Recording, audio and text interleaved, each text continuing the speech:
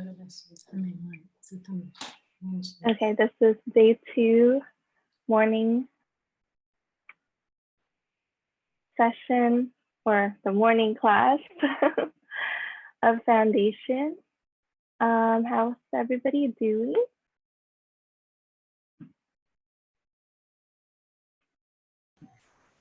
Great. Excited. Did everybody get your bars run? No, not yet. No. Okay, so if you would like to, you can actually run your implant band a little bit now. And remind me which ones that we've gone over and which ones we haven't gone over. So let's start with some light. Last topic was the It was breaking up a little bit. I didn't hear what was said. the last topic, it was about the X-Men. Any questions on the X-Men? No, just I have this really nice impression. I have some students that they have Asperger's, and I really liked this definition. Yeah. So once you have a sense of what capacities they have and how they operate, then you can, use. There's actually, I would recommend Diva Diaz, Heather Nichols, and Soul Wynn Jones. They're X-Men facilitators, and they're also they explain it really well. So, okay, let's see. Page 34. Nothing happens to you. Okay. Sharing the screen.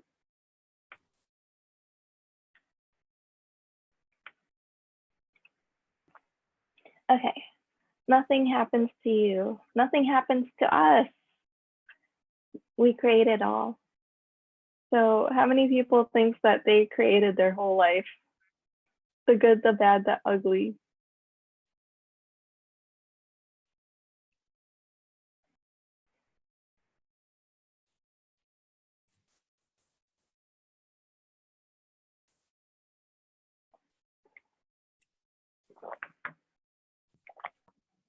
Did you ask a question?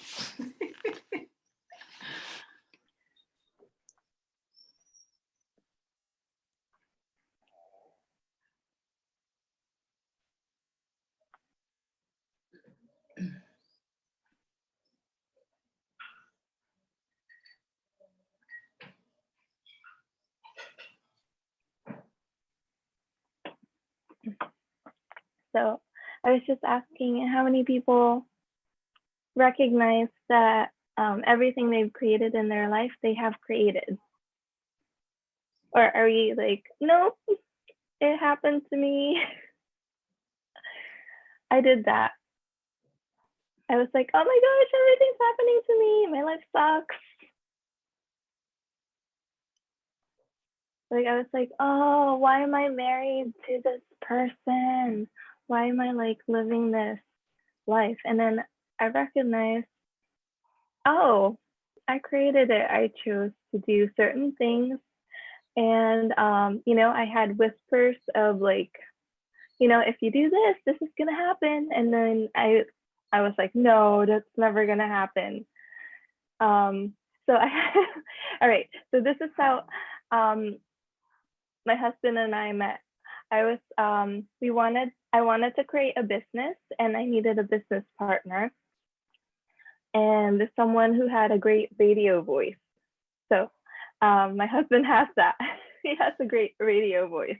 So I was like, hey, would you like to do a telesummit with me? We could be business partners. And then I wrote out the contract, and then we met. And we've known each other for maybe a year by then. And then right before I walked in the pastry shop or wherever we were meeting, I heard like, if you're gonna sign this contract, you guys are gonna have a family together. And I was like, with him, never. So I went ahead, I signed the contract with him. We started creating stuff. And then I guess 6 months later, no, 9 months later, we got married.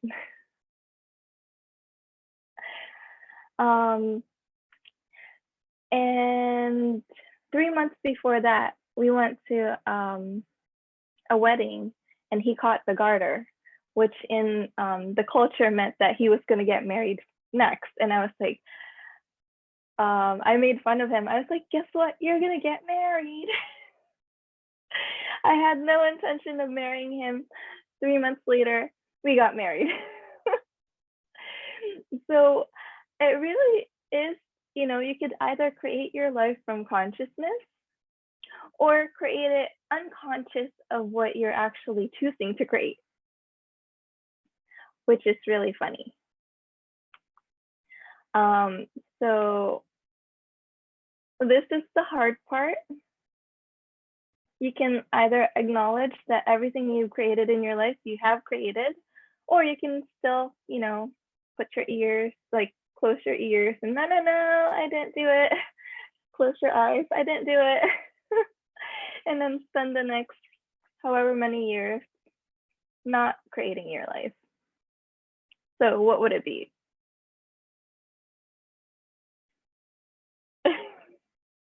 And you can have fun with it too. Yeah, this is you can make fun of yourself. Yeah, you can make fun of that, I chose that. It wasn't really smart, but I can choose something different now. Yes, and own. I think the major part is to own the responsibility. Not just I created that. Okay, I created, so I'm going to own this. I'm going to make the best out of it. I don't know. Oh, but then if you do that, are you fixing or are you creating a different reality?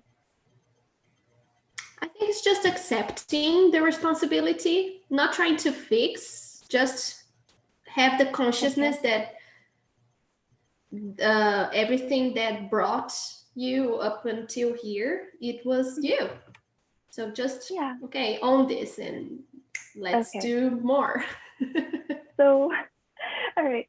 So there's the, so we may create it not from consciousness, we may create it from unconsciousness. We may create it from anti-consciousness. So unconsciousness and anti-consciousness are everything that's you've chosen that goes against consciousness. But we create it all, the good, the bad, the ugly, your creation. So there's two things, acceptance and allowance. So I'm not sure what allowance and acceptance the translation in Portuguese is, but is there a difference? Accepting and allowance. Yes, accepting is when you just receive, and allowing you permit something to come to you. Allow is to permit, and acceptance is to accept, sort of. Okay, so acceptance doesn't have the same energy as receiving in terms of access. Okay. So it's like being a doormat is acceptance. So a doormat gets walked on, it's just there. But there's also times when Gary says, be dumber than dirt. Okay. And that means, like whoever walks on you, and then you blow wherever the wind blows, and you're just dirt. But now we're actually learning that dirt is very integral in the survival of the planet. Like dirt can hold in all of the carbon dioxide that's in the atmosphere. Dirt has all of the microorganisms that will create life. Like the difference between the dirt in, let's say, Brazil and the dirt in the Sahara Desert. Dirt in Brazil is so alive. And in the desert, all the life has been taken out of it.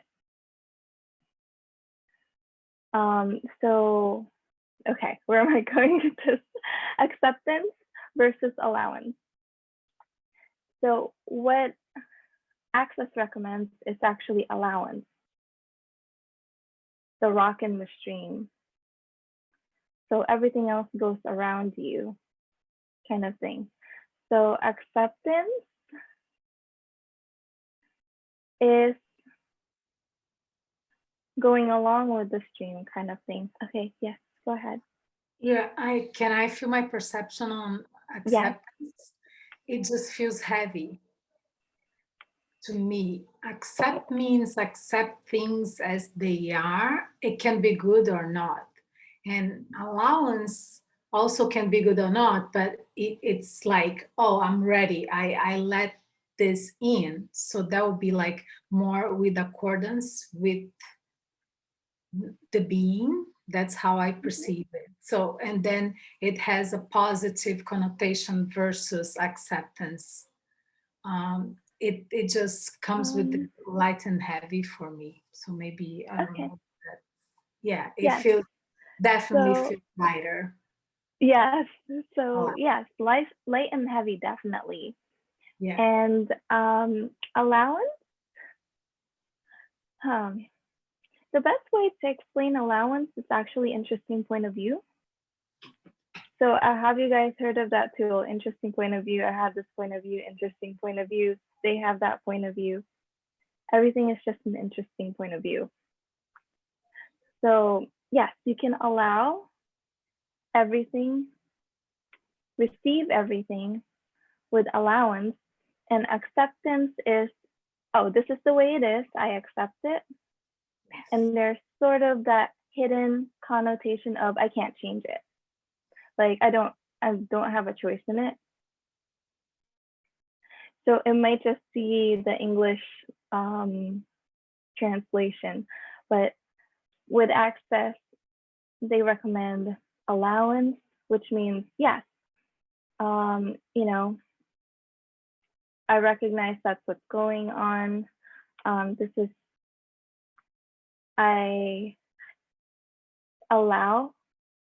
I have allowance for it. It's an interesting point of view. It's interesting. So when something's interesting, it's not as significant. And definitely what Flora was talking about, where, what is light for you and what's heavy? Like if for at this moment acceptance is light, then that's okay. That's just where you're at. And what would it take to shift to being an allowance of all things? So it's the rock in the stream. The rock allows the water, is in allowance of the water and the wind and all the animals and the forest. I have a question. Yes. Can we apply this allowance to the current situation, like being allowance to lock us down and control us? What's the? Can you repeat it, please?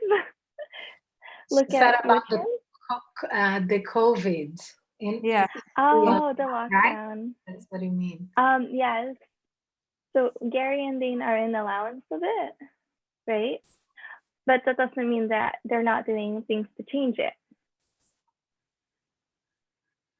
So herein lies the difference where in acceptance, you are accepting it the way it is. And there's that feeling of, oh, well, it's what it is.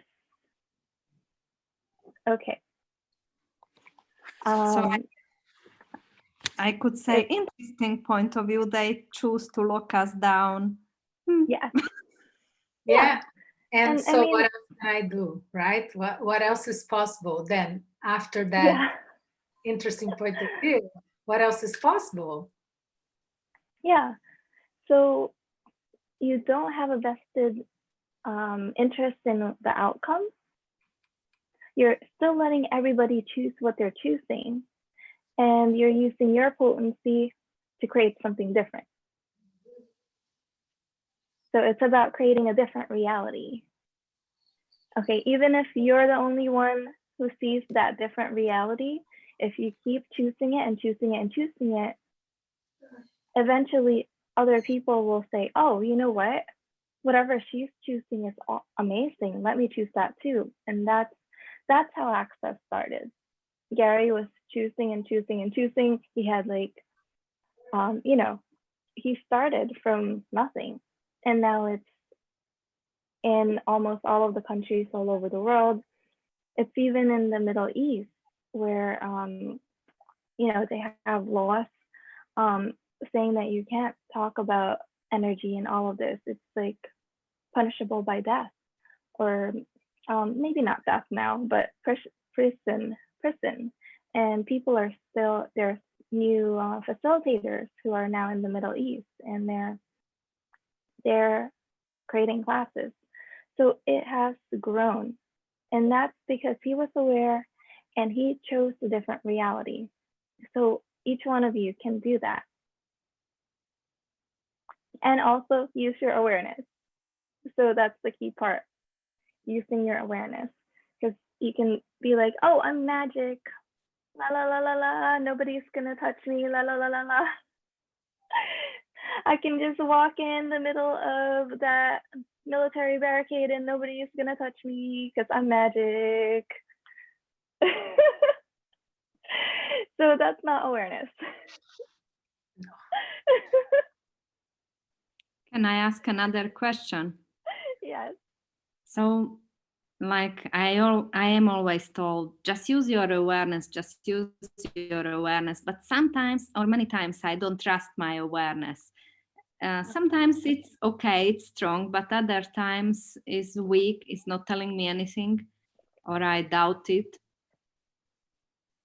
Ooh. So doubt is a distractor implant. So that's one of the things we can go over later. I think it's still in the manual, but there's 20, I would love 26. to.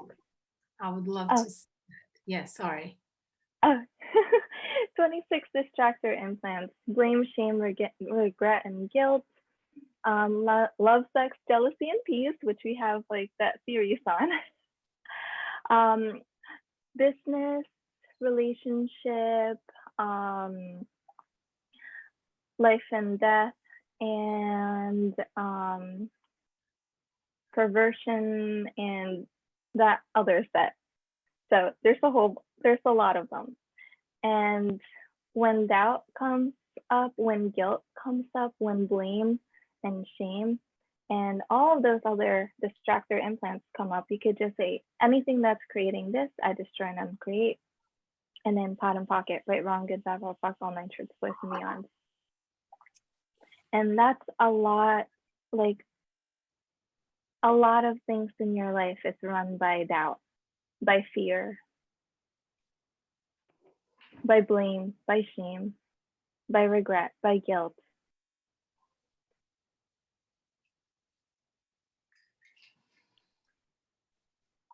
And start clearing this, like when it's coming up, especially the doubt, because that's what's stopping a lot of people.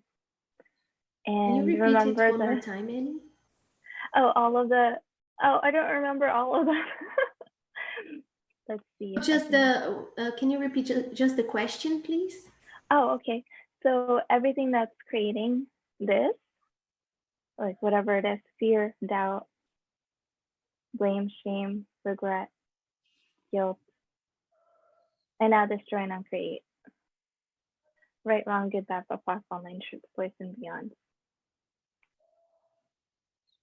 And the 5 elements of intimacy. Trust. So not only trust for what people would do, but trust in what you know. So that's actually the most important part, because trust in what you know means, you know, trusting that you know that person's going to do that and choose that, trusting that you know whatever's going on, and that your awareness is what your awareness is. Could you throw some 3 on that? Sure. 1, 2, 3. 1, 2, 3. 1, 2, 3. 1, 2, 3. 1, 2, 3. 1, 2, 3. When we Oh my have- gosh, you're loving the numbers, huh? when we have doubt and then we don't know where to go, we would just want to blah. Yes. Blah. 1, 2, blah. Because it feels like that's the feeling, right, Judita? It's just like, blah. It doesn't tell me anything. How do I change it? So 1, 2, 3 with the question. Sorry, I just had to jump in. Yeah, that's fun though. Like some people actually, who's really in touch with their body, doing the action and releasing the energy clears more. Other people laugh, and then with the action of laughing, they're just clearing whatever it is. Other people cry, and that's a release too. Yawn, all of that. Whatever works for you. Yes, thank you. That's like the adventure of living, finding what works for you, I think letting go of everything that doesn't, and then yeah. I think the numbers are magical, just like what you're saying, like I'm a witch. So let's just get the, the fairy tale thing and boom, 3 or whatever, use the numbers so we can change it right away with the questions, with the clearing, right? Mhm. Yeah.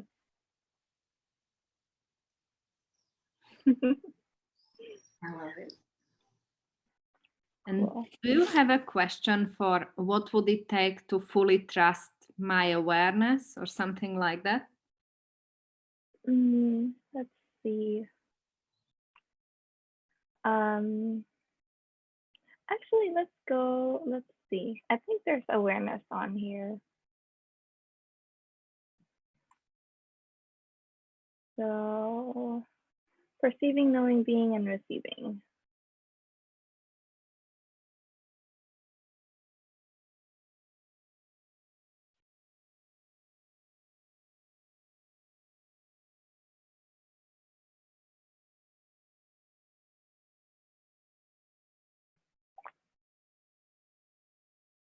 What did I already? Feeling, being, feeling, doing. 17, I guess, right? Perceiving. Yeah, I forget which.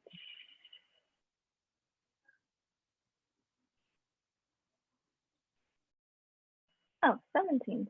Passed it. Okay. 17.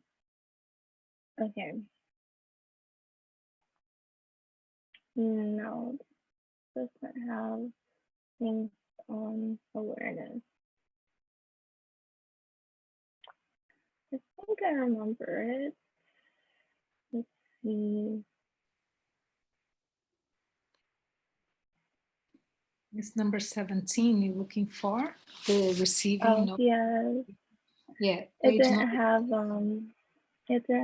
the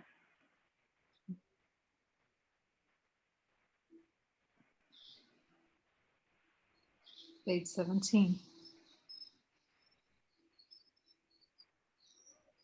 Yeah, it didn't have what I was looking for. Oh, sorry.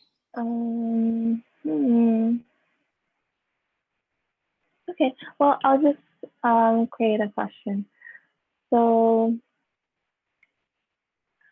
when was it in this lifetime or a different lifetime when you stopped trusting yourself?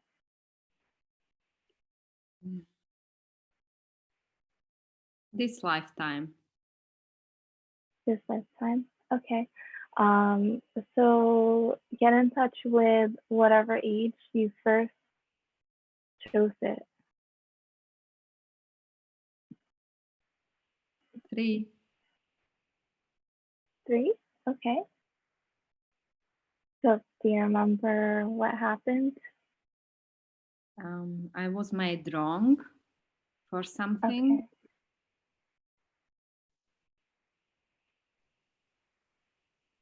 Okay. So imagine actually talking to your 3-year-old self.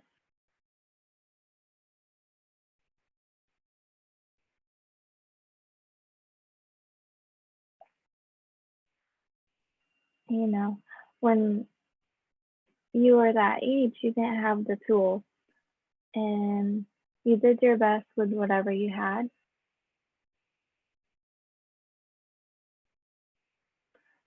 So imagine just holding her hand and saying, you know, thank you for choosing that, for keeping us safe, for listening to what other people were saying.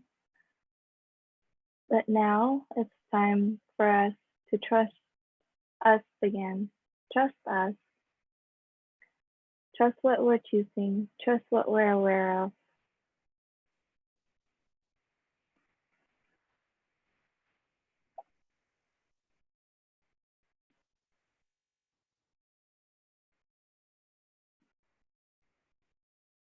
Yes, that's good.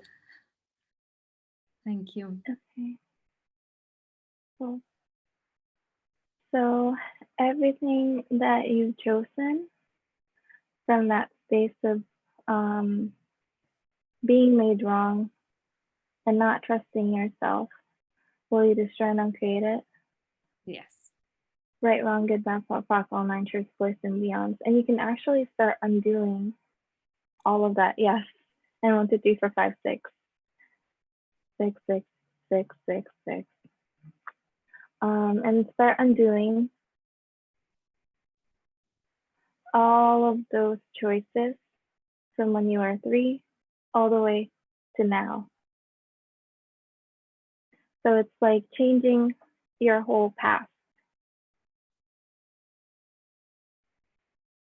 What if you already had the tools from when you were born and you could change every single choice that you had and everything was fine? So that's another difference with acceptance and allowance.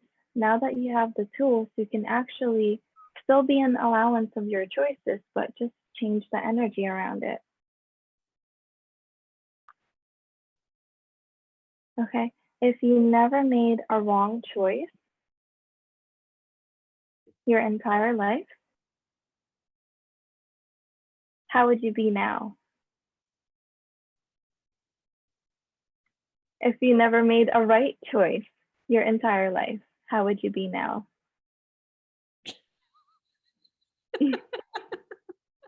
And it's all choice. So we're just unlocking and unraveling all the wrongness and the rightness and that energy that keeps it locked and solidified. With the right choice, I thought I would be super rich and super happy. So is that true? Or mostly just super happy and in the flow all the time.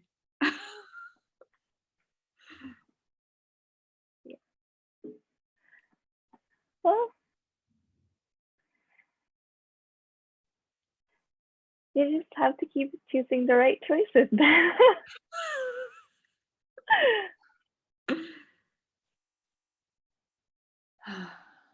Yeah, and it's so much more fun when you look at it from this point of view.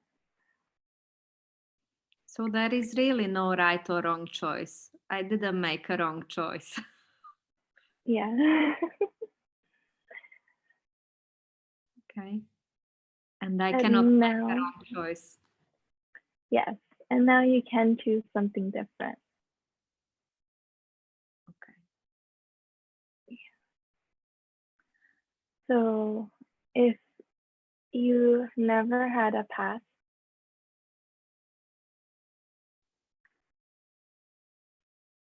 so everything from the last 10 seconds and back to the past never existed.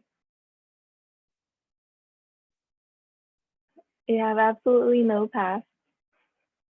What would you choose? I would have no point of view about anything. I would be just happy enjoying the sunshine. And then what would you choose? Go for a walk. And then what would you choose? And then whatever I wanted anytime. Like, Yeah. is it that easy? Yeah. And then what would you choose? I would choose to make the world or contribute to the world to be healthier and to spread more consciousness. Okay. And then what would you choose? I would laugh a lot and give people money and receive money. Okay. And then what would you choose? I would travel to the sea. And then what would you choose? I would buy some. I would buy a property near the sea. And then what would you choose? Just live there, create, have ease and joy and glory. Okay. So now tap into the space of what you created with all of those.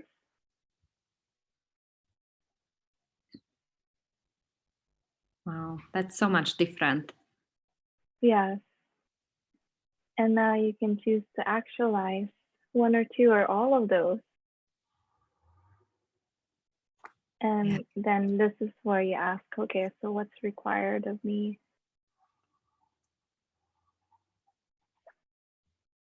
To actualize all of these with ease.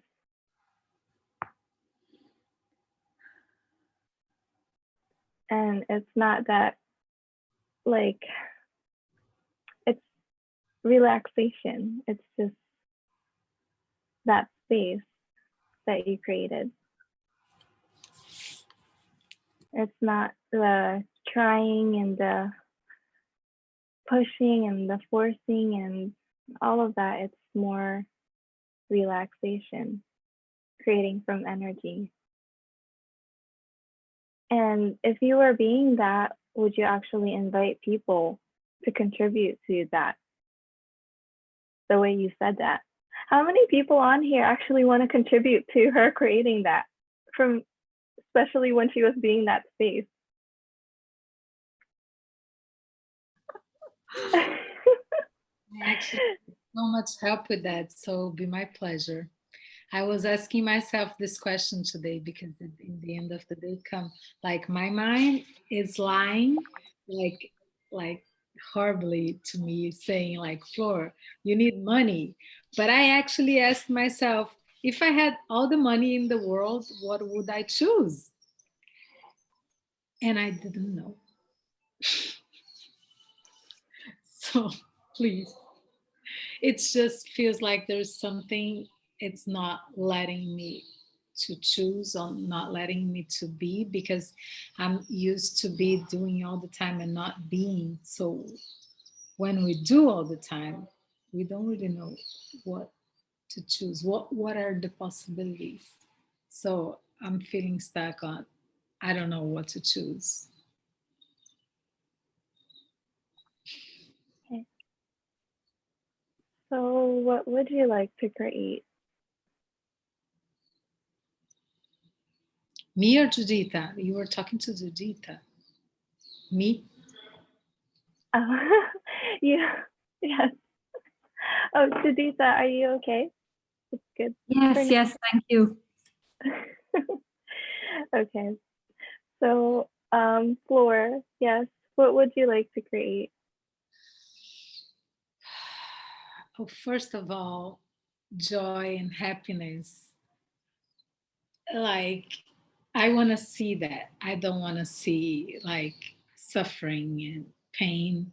I would like to create joy and happiness all the time. Okay. So, I guess, no, thank you, because today I guess it's all about allowance. So, yes, in order to create one thing, you have to be an allowance of all things. So that means allowance of the poverty, allowance of the sickness, allowance of the suffering, and all of those things that we don't want to see. Yes. Because that's a part of consciousness. It's here, it's existing, people are choosing it. And, even if you give them, 100,000 or $10,000, they'll be in the same position in the next few months again. It's just what they're choosing. So allowance.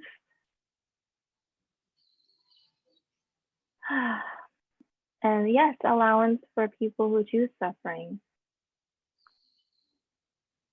Otherwise, I wonder if it's on here. I think it is. Here we go. Thank you for that question. It's I get it. Thank you. I get oh, it. And here you go. I do too. 50.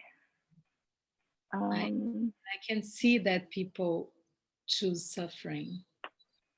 And sometimes I do without Oh, wanting.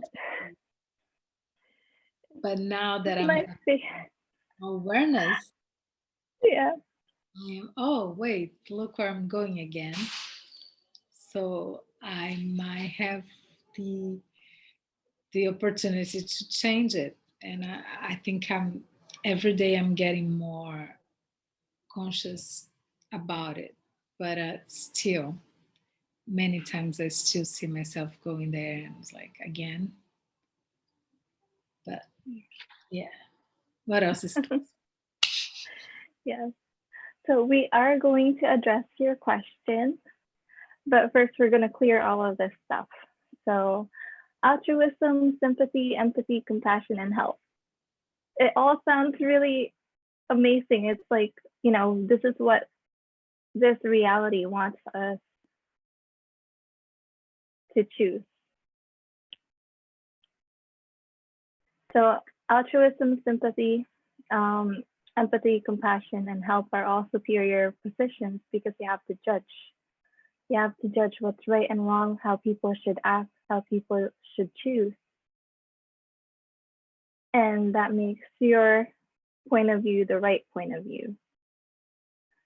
And this is one of the hardest things to actually acknowledge. Because we all want to be right. It's like, it's so inherent, or make ourselves wrong so that we can be right. That's weird, right? We're making ourselves wrong so that we can show the world, look at how wrong I am. I'm right that I'm wrong. Right, wrong, good, bad, POD, POC, all nine, triple, boys, and beyond. So altruism, do you give indiscriminately or do you give to those who have less than?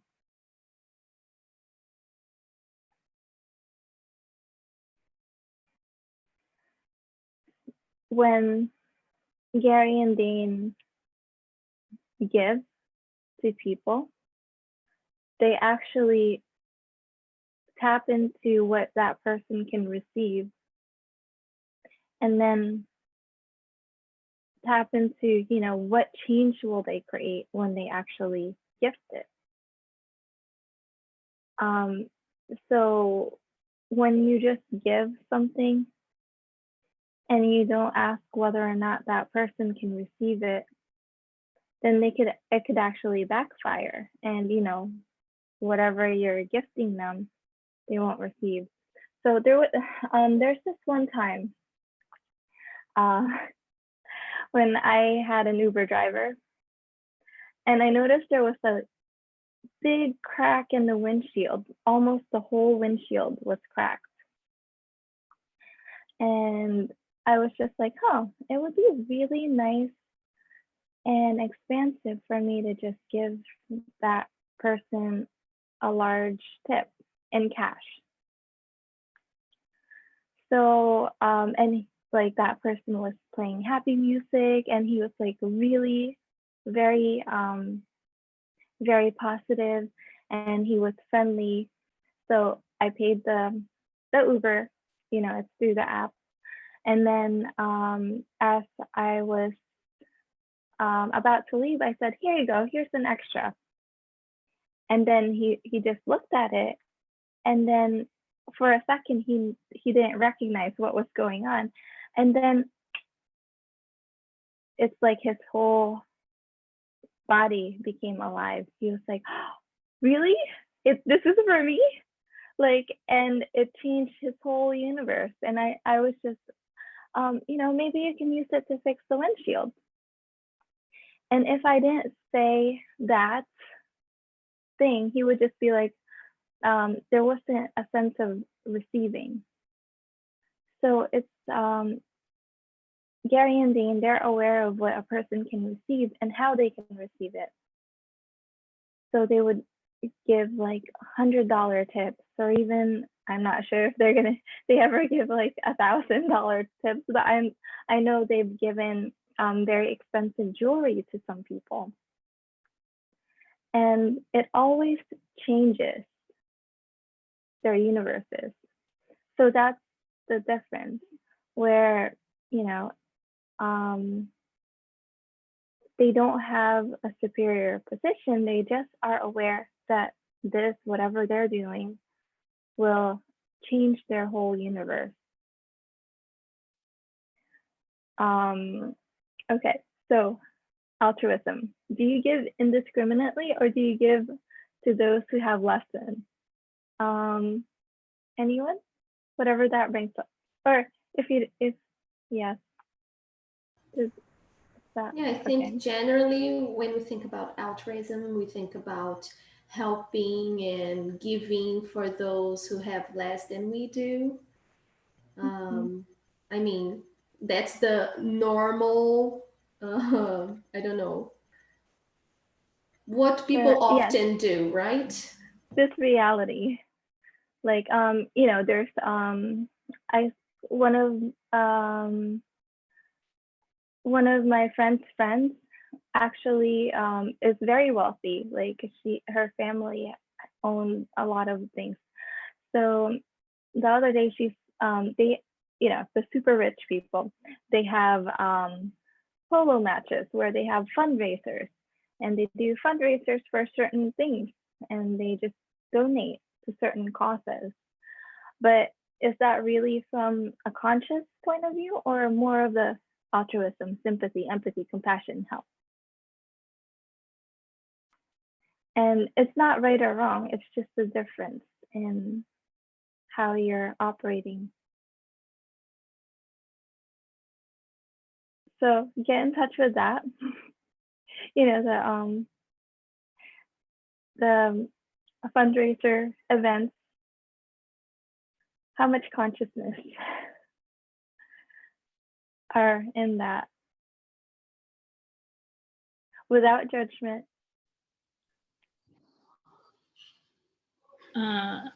I would like to share something. I see the point of Yeah. view that you're trying to bring here, and I agree, land with me. But that also brings me to the scene that I do every year. I help people who need Yes. dental care. And we go there. We go to the Bahamas, and then we attend a community with like 1,000 people every year, and then we give them like teeth treatment. And now we're doing more than that. We're doing more than dentistry. We're doing healthcare and everything else. And you just see how their life changes, as you were Yes. saying. Their life changes. So that is different than altruism, sympathy, empathy, compassion, and help. Would that be different? So, okay, so let's do this. Get the energy of that, and then the energy of what I was talking about with the super rich, and they're all like, you know, which one does create more change? Which one is for consciousness? And I have another example.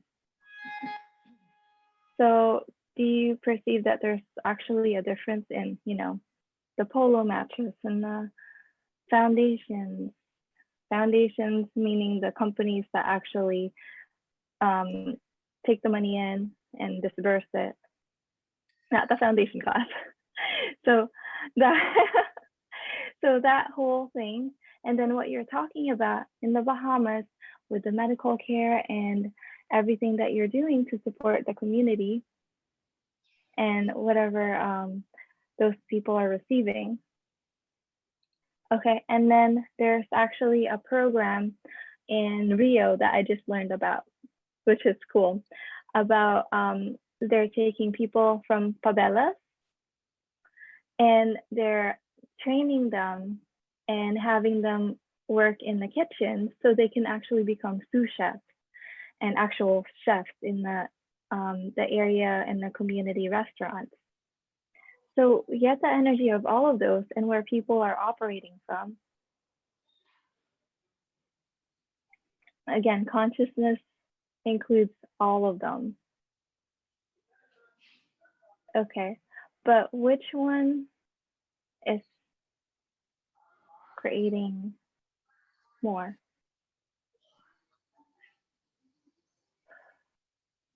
And it's not about fighting points of views or aligning and agreeing with them. It's just being aware of the different energies. I don't really care if people donate. Like, it's fine. You can choose whatever you want to choose. And, you know, just from this space, start to be aware of what it actually does create. Okay, so we're not here to fight each other. We're not here to fight other people's points of view or try to change people from altruism to consciousness. We're just here to become aware of, oh, okay, so this energy creates that. This energy creates that. This energy creates that. What would we choose to invest our energy in? And I think it's great. Contributing to all those people.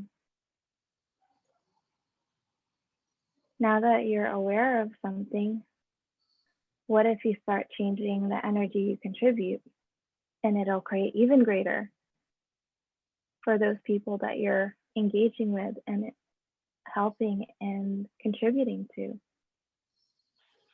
So that's like a totally different space.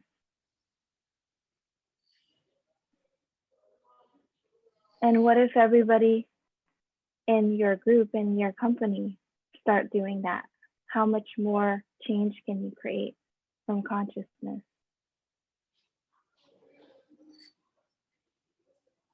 Okay, so everything that brought up or let down or started to expose, would you like to just try and uncreate it now and then start creating greater, like explosion of consciousness that nobody can stop. Right, wrong, good, bad, papa, con, actors, voice, and beyond.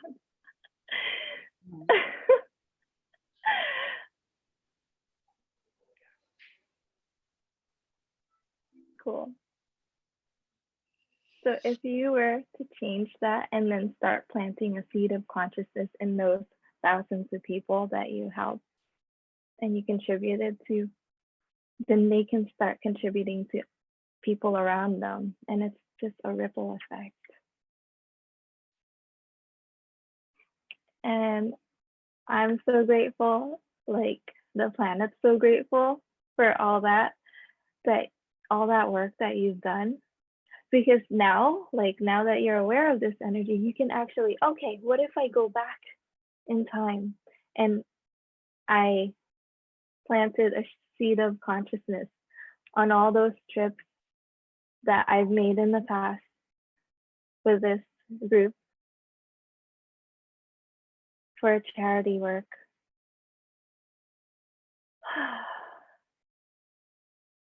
And you can choose to do that if it's light.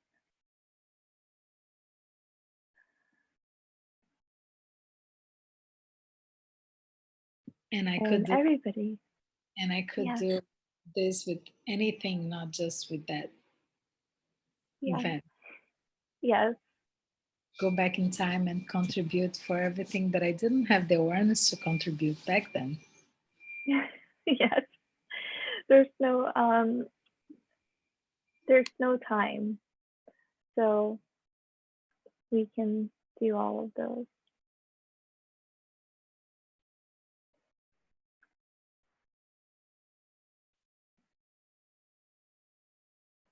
Okay, so altruism, sympathy, empathy, compassion, help. To have sympathy for someone, you have to see them as less than you. Empathy, to have empathy for something, you have to be able to judge whether they deserve the empathy or not. Compassion is the idea of how can I judge thee? Let me count the ways. To be compassionate for people, you have to see them as less than you. You cannot see them as your equal. Help. To help someone means you have to look at them as less than they can be, because if someone is unwilling to help themselves, you cannot truly help them. You can only give to them what they can receive. And if they can't receive it, they will destroy it to prove that they don't deserve it. So I'm learning this a lot. If people can't receive it, they will destroy it to prove that they don't deserve it. It's along the same lines of, making yourself wrong so you can prove that you're right. Oh my gosh, proving. That's the next one. So they are all forms of judgment. You are saying, I know better and I will take care of you. That is superiority. Having awareness of somebody is different. It is their choice.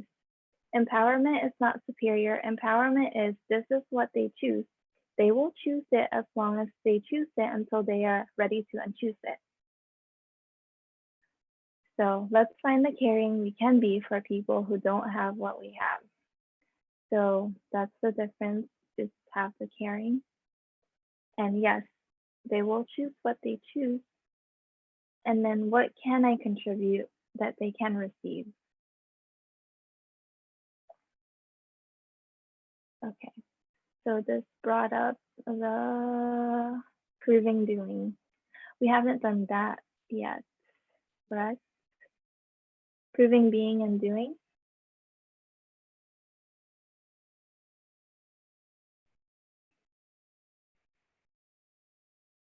No, we haven't done it yet. Yeah, I think we did it in the afternoon class. Okay. I'm So, keeping track of this one. okay. Thank you. So proving being and proving doing.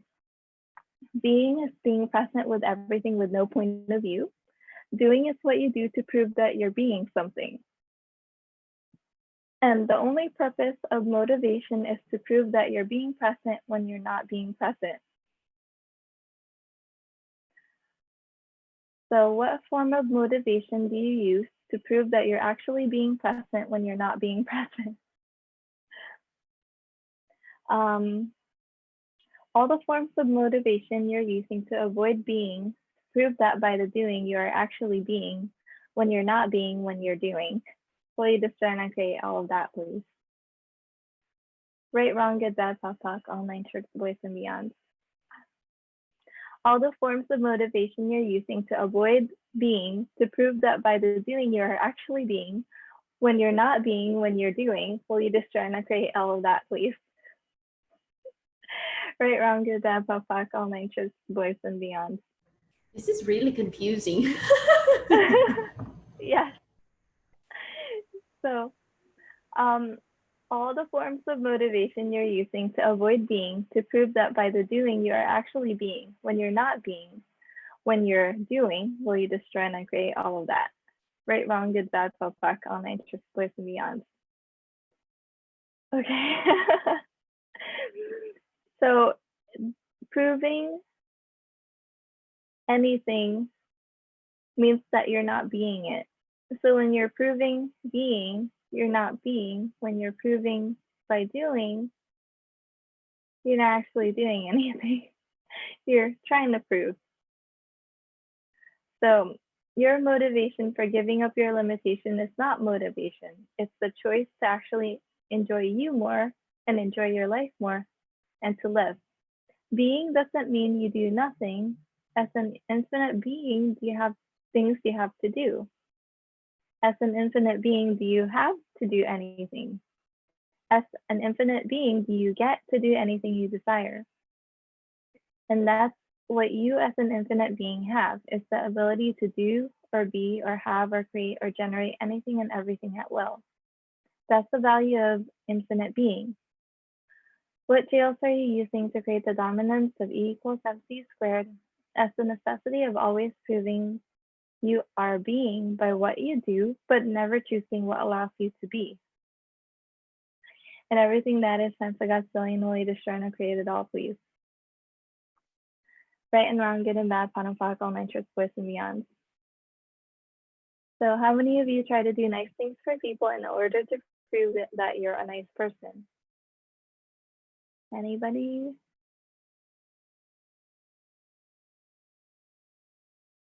Not anymore, at least most of the time. Okay. And how many of you are healers and heal all kinds of people and make yourself sick to prove that you're not a healer? Anyone? Maybe a little bit? Everything that is times I got silly and will you destroy and create it all, please? Right, wrong, good, bad, fuck, all nine tricks, boys and beyond. So from that, let's go to healing.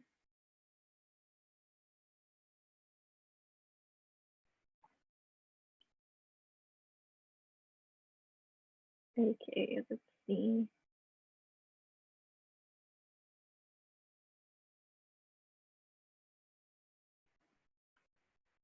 Just these five.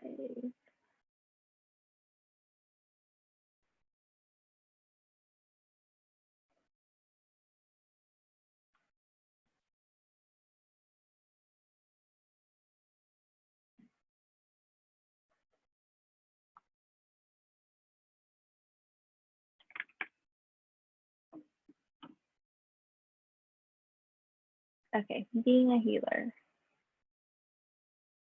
Okay, first let's do who does it belong to. This is my favorite. I think we're doing 1 month of who does it belong to and being you energy pulse. I'm in. Like everything that I feel is not mine. So I forgot to give it back. So who does this belong to? 99 of your thoughts, feelings, and emotions don't belong to you.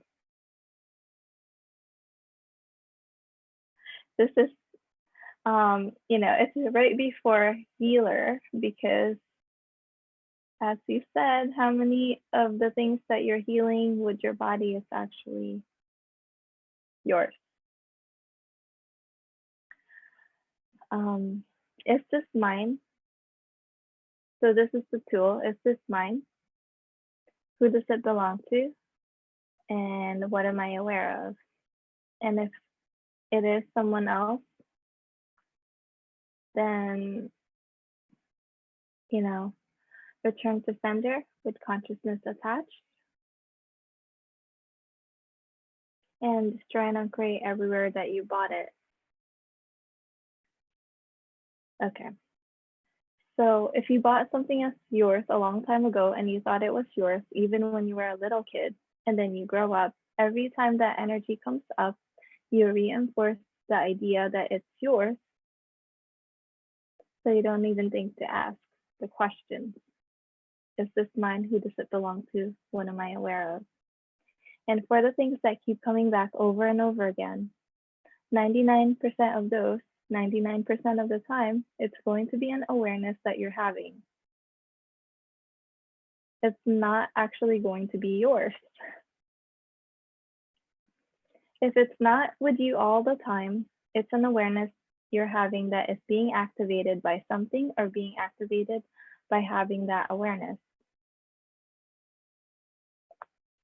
So it's recommended to do Who Does It Belong To for 3 days for every single thing that comes up. I've never done it. That's what I was actually about to ask, because I don't think many people have done it. 3 I've days done it. for everything that comes up. For everything, how do you do that? Like you put an alarm on your clock? What is it? Yeah, there's an app. There's an app. You download this app and you can program like every 10 minutes, every 20 minutes. So whenever my cell phone was ringing, I was like, okay, a quem pertence isso? Which is who does this belong to, but in Portuguese. Like, isso é meu? I A saw quem that, pertence isso? and because it was like ringing every 10 minutes, it was driving me crazy. Yes, I know. So that's why I didn't do it. But maybe now it's a good time to implement it. Flor, I don't know if this happens to you, but my cell phone rings all day long, numbers from São Paulo and from Rio, and they are basically spam. So you change the numbers, you write the name, who does this belong to? And when it calls, it appears on your screen and you remember to, oh yeah, cool, thank you. Instead of, oh fuck, they're calling me again. That's funny. That's a great idea. I love it. Yes. Jadita, were you gonna say something?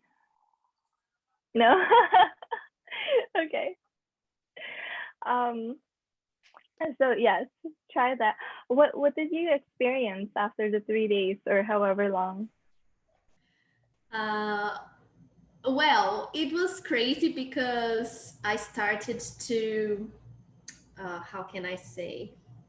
Well, this vibe I was asking all the time, and my husband, he hasn't ever done any access classes. I just run his bars eventually.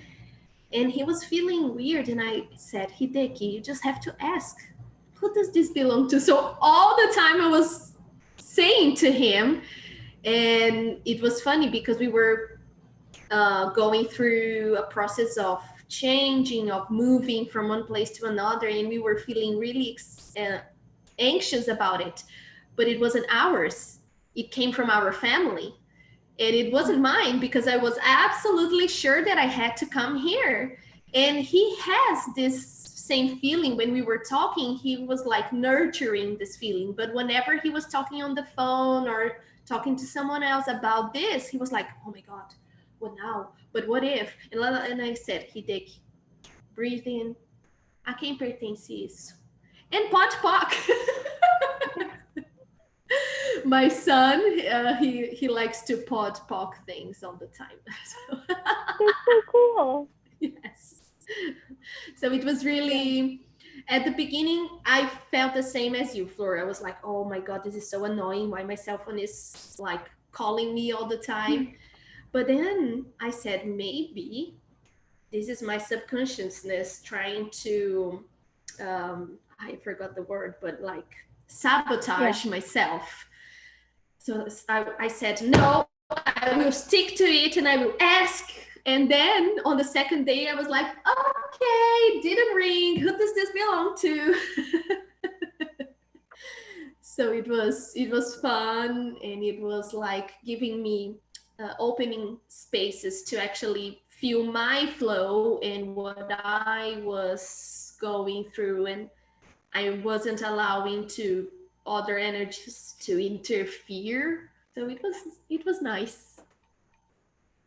I feel like it's time for me to try Yes. Yes. the app. I mean, like the 10 minutes, like going crazy thing.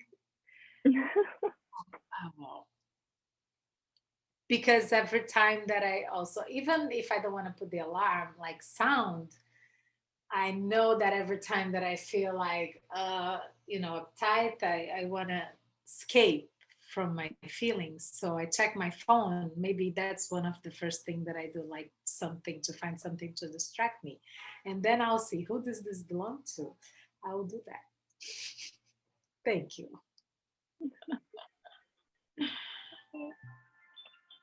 Okay, sorry. Just let me get my alarm. Okay.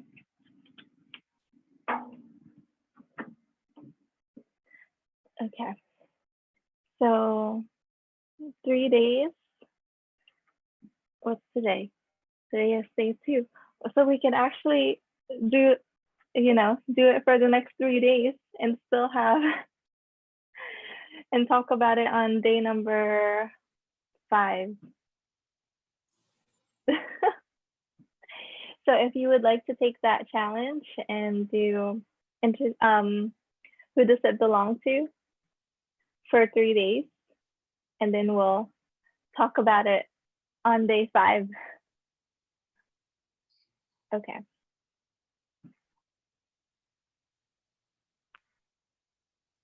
So what have you decided is wrong with your body?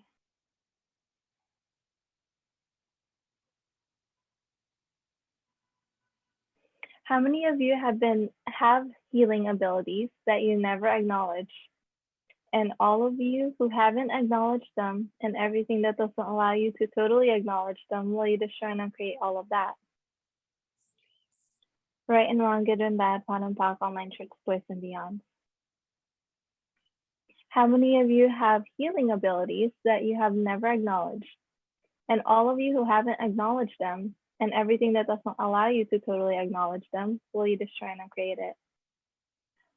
Right, wrong, good, bad, pop, talk, all 9 tricks, voice and beyond.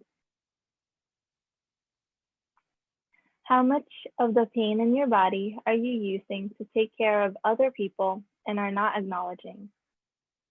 A lot, a little, or megaton a lot? Megaton a lattes. There you go. Anyone? Everything that is Oh, times a mine. gazillion. Will you destroy and uncreate it all, please? Right, wrong, good, bad, pop, pass, all 9 tricks, voice and beyond. So how much of the pain in your body are you using to take care of other people and not acknowledging? But why? Everything that is times a gazillion, will you destroy and uncreate it all, please? Right, wrong, good, bad, pop, pass, all 9 tricks, voice and beyond. How much of the pain in your body are you using to take care of other people and not acknowledging? And everything that is times a gazillion, will you destroy and uncreate it all, please? Right, wrong, good, bad, pop, pass, all 9 tricks, voice and beyond. So are you a healer? What would happen if you acknowledged you were a healer?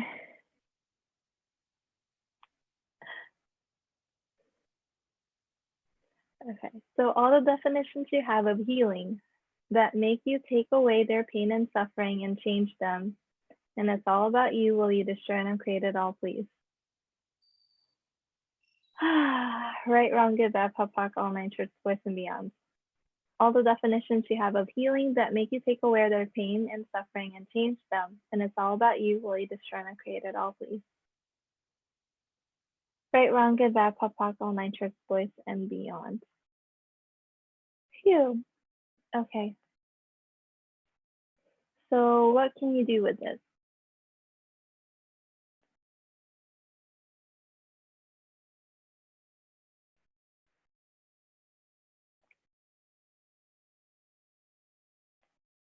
Okay, so when you have a healing ability, you have to acknowledge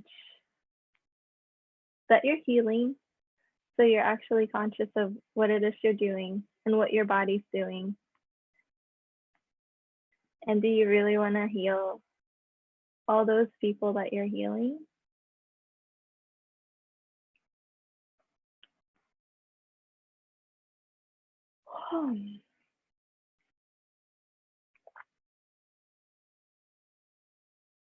And it's a choice.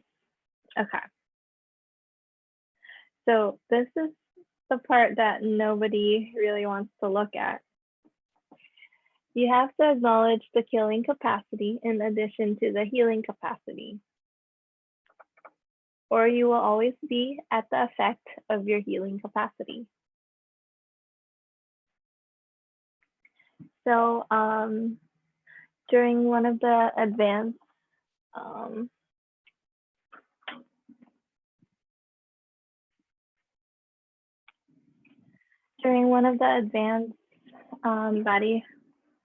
body classes with Gary and Dean, there was this lady. I'm actually a good friend of hers now, but she was talking about her capacity, where she used the numbers, and she was, you know, she used it on her dad and then on her mother-in-law. And every time she used it, the person died. So Gary was like, you know, not making it significant. He was like, hey, I have a list. How much would you do this for? Right? So yes, people do have that capacity. And if you're a healer, you also have the capacity to heal. And if you don't acknowledge both sides of the coin, you'll always be at the effect of it, and you'll always be destroying your body. So can you acknowledge your killing capacity? If it's not good or bad or right or wrong, can you just acknowledge it? It's a capacity. And then you have the choice. You can choose to use it or not use it.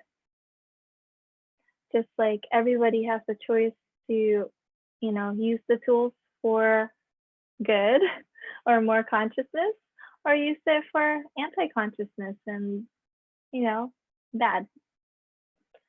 So if you're not willing to have killing energy, that would make you so potent that you're no longer at the effect of any reality. One of those things that you're not willing to kill is the limitation that causes disease, debilitation, and stiffness. You have to have the killing energy in order to be the healer you are, or you become the effect of being the healer you are from what you're not willing to kill in their world. So the reason people get diseases has nothing to do with the disease and everything to do with their point of view. Your point of view creates your reality. It also creates your sickness. It creates your illness. It creates everything that goes on with your body. And unless you're willing to look at it and go, okay, what could I be or do here to change this reality? And you might get nothing. Okay, so sometimes it's nothing. What does this person need from me, require from me, desire from me, and do I want to give it? So that's the question we can ask as a healer. What does this person need from me, require from me, desire from me, and do I want to give it? You have to be willing to give to the person what the person desires. And this is all energetically.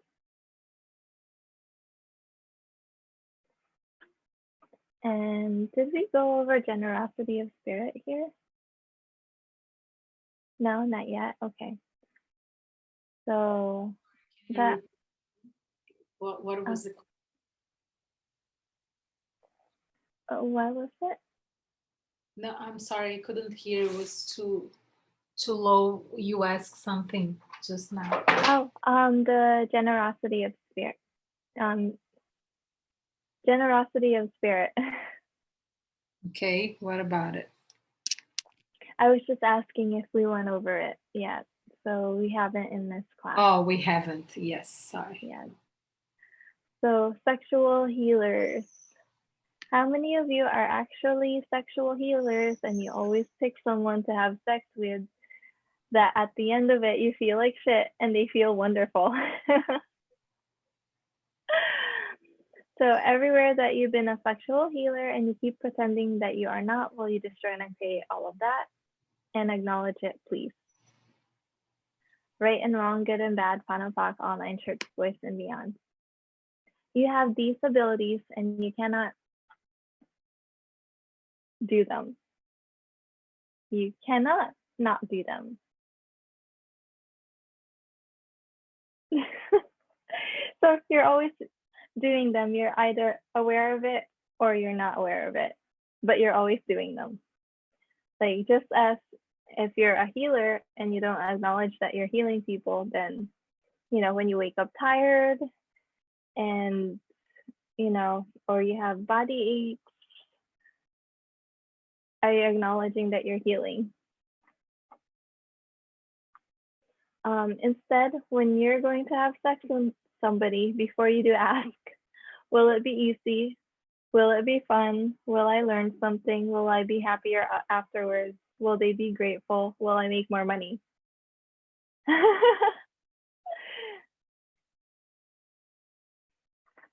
So I have a question regarding healing. I mean, healing is a big topic for me, as I mentioned before, because yeah. I'm a Reiki master. My mother is a Reiki master, so she made me a Reiki master. BMM process to be run there. And yeah, and what is the point of view from access of, you channeling universal's energy as in case of an energy healer like me? And yeah, I used to feel a lot more drained. Now I feel less because I do like a protection with myself. But then here is like actually everything the opposite. We're not supposed to protect, we're supposed to expand. And I just see myself a little lost in the middle of this form and structure when it comes to a healing. And maybe you can help me clarify that. I don't know if you have any knowledge on Reiki, but I guess you could just I did Reiki for some time. You did Reiki for some time. You are Yes. also a master or just did levels 1, 2? Oh, I don't know. It was one of those like hobby things where it wasn't. So yes. you didn't do the masters. Okay, you just did Reiki. Yeah, I think the masters I actually had to, you know, have clients coming in and like do like I think 100 people and do case studies and stuff like that, and I never did that. Oh, So yeah, okay. it was a different person. So let's see. And that I think that was straight out of high school. I was just looking at some things. But with energy and energy healing, in the reference manual, Gary actually talks about, you know, energy healing and all of that. And they used to use different color lights. And Shannon still does this once in a while for protection.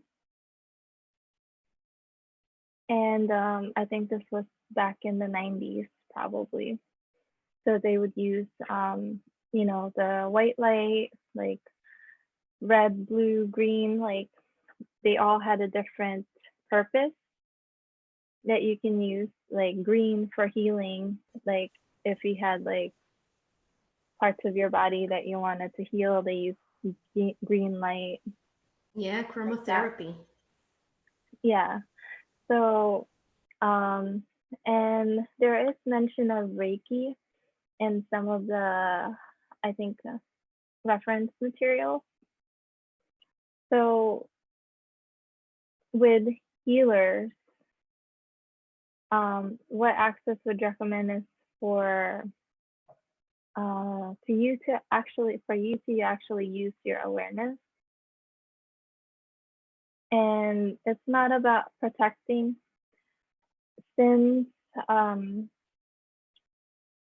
think since COVID started in Vienna, Dane did a class, and he started speaking about, instead of protecting or avoiding, to actually include all energy. Was this the class where we were talking about allowing different things to touch your space? We did? Okay. So what if you were an infinite being? Would you need to have protection?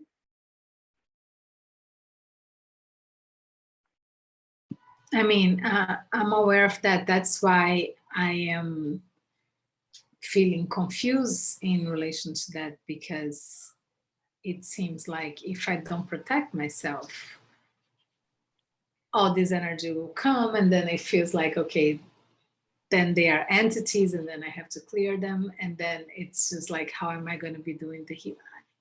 It's yeah. Okay. And is that your point of view? Well, the confusion, yes. The Reiki, no. And it just like feels like everything that I learned so far after Access tools maybe don't make much sense. It's just Okay. it feels like I'm rebuilding myself. I demolished. It's like it feels like okay, but I'm kind of resisting it for a little, because for so many years Reiki's been helping me as a yoga and everything else, but then there is this huge separation thing that, you know, the higher self, which means there is a lower self, and if I'm not at my higher self, I'm comparing with the self that I'm not. If that makes sense. So I'm getting a lot of doubts, as Judith said, like, yeah, I'm getting a lot of doubts and not sure what I'm supposed to be doing. And at the same time, I have to teach. I'm teaching a Reiki 3 course this weekend, but not me by myself. My mother is. She's been doing that for 25 years, and I'm going to be co-teaching with her. But at the same time, it's all that true. Is this applicable now? I don't know. I'll see how it will go. Like, it's big conflict for me of interests and ideas and Okay. energy perceive. So if it was all just an interesting point of view, can you just still teach it? Yes. Okay. So your point of view creates your reality. Anywhere you bought a point of view where, you know, you have to protect yourself, otherwise this will happen, this will happen, this will happen, then that's what you create. And the same with entities. if you have a point of view that entities will show up as scary, then you'll attract all the scary entities. If you have a point of view that, you know, you have to protect yourself from entities, then the entities that you have to protect yourself from will appear. Yeah, and I can tell that I still have these point of views because, you know, part of the process that I had anxiety and depression, I wake up feeling fear, scared. And then I was told that I have entities that show up every day at same time, 4:30 in the morning. They wake me up. I clear them many times. Sometimes they go away, sometimes they don't. And Okay. that makes me, okay, I'm trying different things now, and as expansion rather than, and plus clearing rather than just protect myself and with the prayer, like, yeah. Sorry, it's just a lot Okay. to So, process. You know, I want like, to be able to do something about it. To be okay. So it's not wrong to use protection. That's why we have the tools for that, like, you know, having a purplish, bluish, orange tinted red light that you can use to protect from entities. So we have those. We have things that you can use that you should use now to protect yourself. And then when you change your point of view and you no longer require it, then don't use it and use the tools that do work. And if you really do want to change it, what are your points of view that you can change?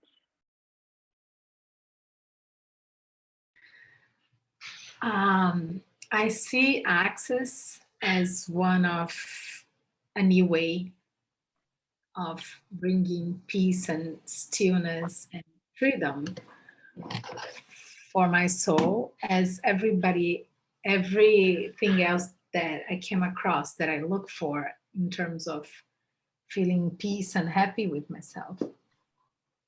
I wrote a book, as you know, and but not the other girls, I guess. And this book is about the holistic ways to overcome and deal with anxiety and depression, as I suffer from this for many years. And the last tool is access. And it felt like, okay, I got introduced to access. I felt really great about it. I made things happen. So this is great.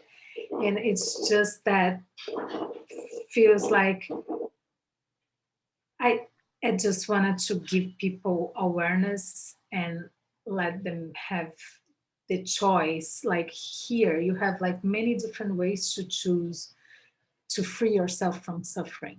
And that's what I want. But because I want it for me, I want it for others. But now I'm in this conflict that, you know, it's showing up for me again. And okay, so everything that I did before, it seems like it's not working, no longer working. And it feels like it's like a calling for me to deepen my experience with access, and that's what I'm doing here with you guys in the foundation. Okay. Because it's really a big awareness. I'm just saying all that it's because I want to feel comfortable, like with anything that works in terms of giving me back my peace of mind and my happiness, and that's what I want to keep doing this, but it's still there is like a lot of doubts and questions and conflict. It's just it's not helping. And Just putting some notes over here, so we'll go to there. Okay, so first of all, everything that I brought up, right, wrong, good, bad, POC, online, truth, voice, and beyond. And again, like your point of view creates your reality. And interesting point of view, I have this point of view. Like if you, okay, there's this clearing. Let's see if I can call it recall it. So everywhere you, I think I actually have to search for it. Okay, but there's this, you know,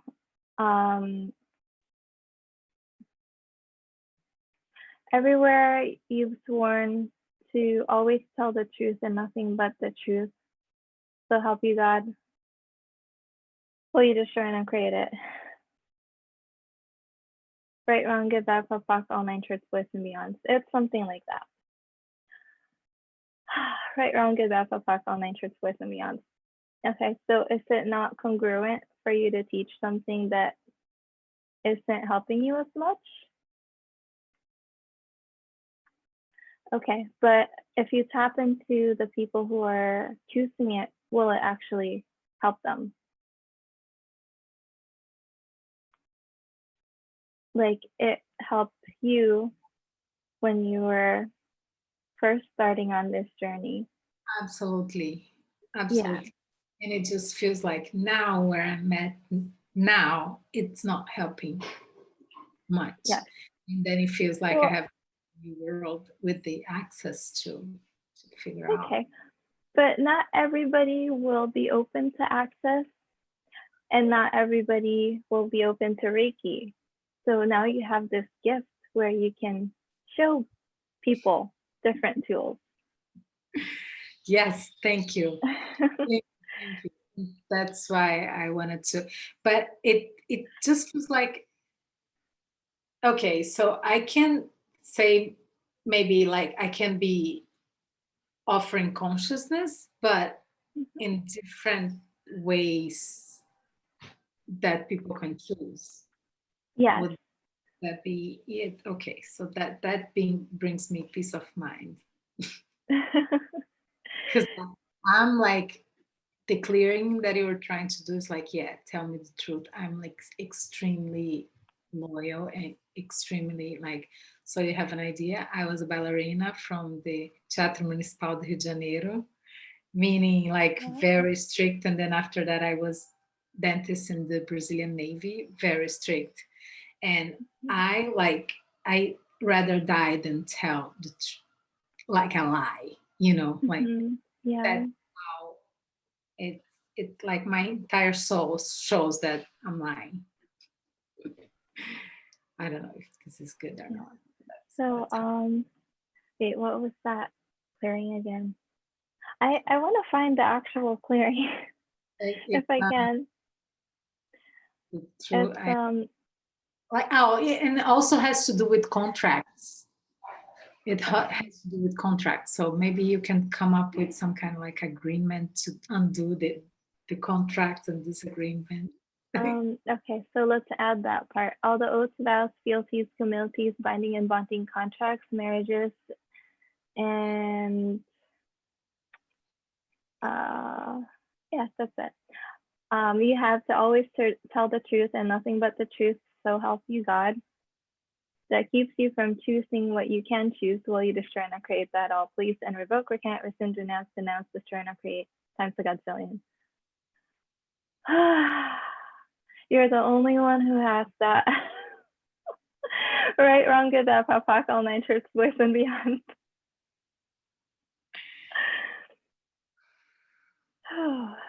Okay, how's that? Better. Okay. Phew. Cool. So just let it start to unravel that. And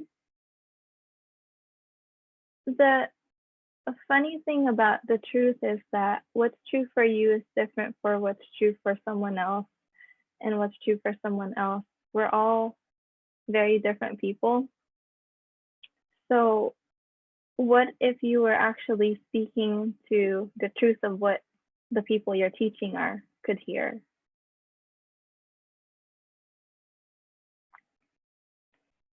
Absolutely. That's what, like, we just have to ask for that. Speak the truth that people want to hear. that will Yes, be, that they can hear and yes, they want that to hear. for them, and then we'll contribute with them because that's what they are looking for, right? Yes. So it's what they can hear, and that's what they can receive, and that's what's true for them at this time. So everything that doesn't allow you to perceive, know, be, and receive what's true for others that might not be true for you, will you destroy and uncreate it? Right, wrong, good, bad, POD, all nine shorts, boys, and beyond. So if we were to tell you, hey, this thing called access exists at a point in your life when you couldn't receive access because it wasn't what's true for you, then would you ever choose access? I resisted access for so many years. My husband took his first bars class like maybe 10 years ago. And then he was like, okay, let me try this tool on you. And I was like, ew, what is that? No, get away, you're crazy. And you were Reiki at the time? You're a Reiki person at the time? No, I was only, that was like before I turned 20. And I didn't meet my husband till after I see. I graduated from college. So yeah, I only worked for 2 years after college, and then I've been a stay-at-home mom since.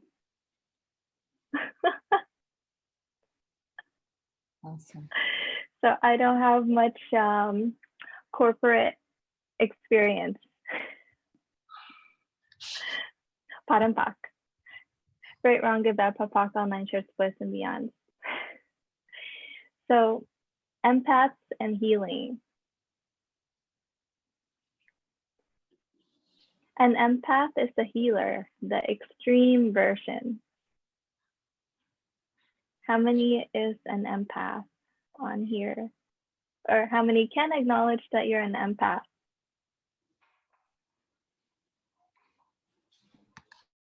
Yeah. When you are empathic, you have the ability to take the pain and suffering out of other people. What happens is you will take things into your body and heal them and change them. But the problem is that you try to lock it into your body so it doesn't go back. Okay? But sometimes the people that you heal choose to create more sickness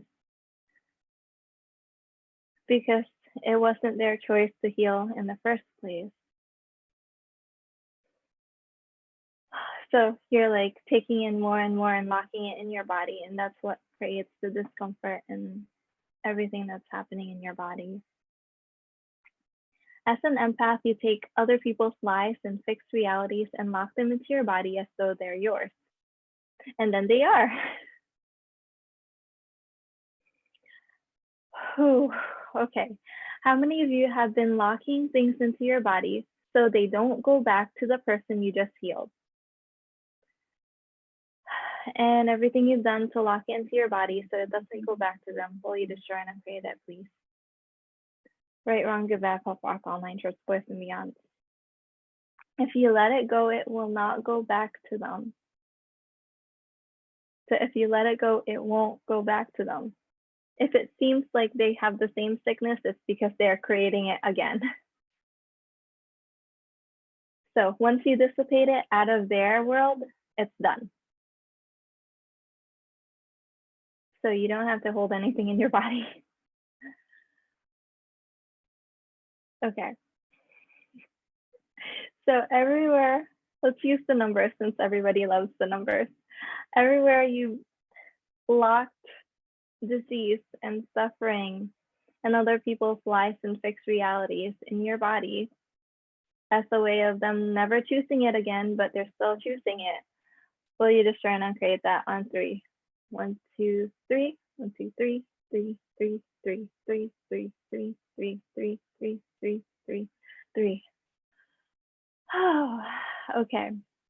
So were you implanted and explanted to believe that you had to do this and take all the death and suffering and pain out of others until you finally died?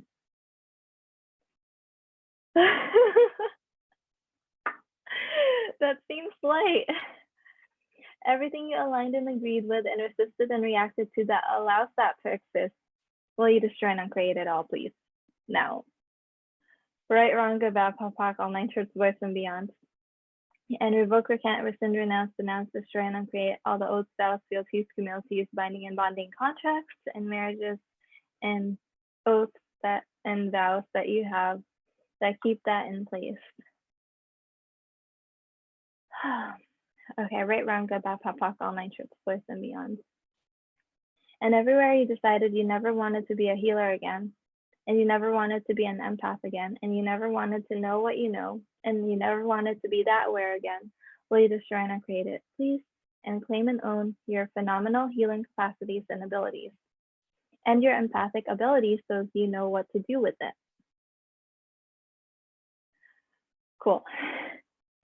And everything that brought up, right, wrong, good, bad, POC, all nine shorts, voice, and beyond.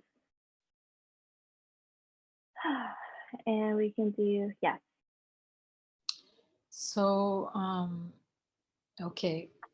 So when you say they want us to heal them and then we end up locking this in the body, we don't need to do that. We can dissipate it. But how would you just like pass through you and like, you know, the energy, the sickness energy that will come, you like pass through you and not make it significant? How do you not Okay. So store? how do you heal? Like, have you acknowledged how you heal? How do I heal? Yeah. Well, if you know, Reiki heal someone, you mean? How do you naturally heal people? If you weren't using any tools, if you weren't using Reiki, if you weren't using any tools at all, how does your body naturally heal other bodies? Well, being happy. When I'm happy, I feel like this expansion and I feel like I have like enough energy to make them feel happy. Okay. And that's how I naturally heal, I guess. Okay. And then how else?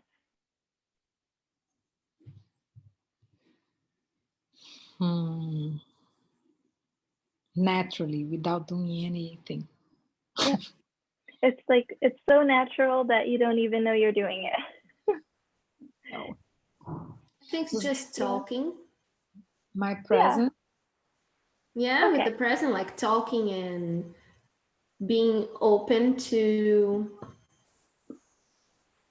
I don't know, when you're just there and sometimes the person just needs someone to talk and share, and just you being there and being open to this moment already contributes. And how about the people that you're not physically near? How do you heal them?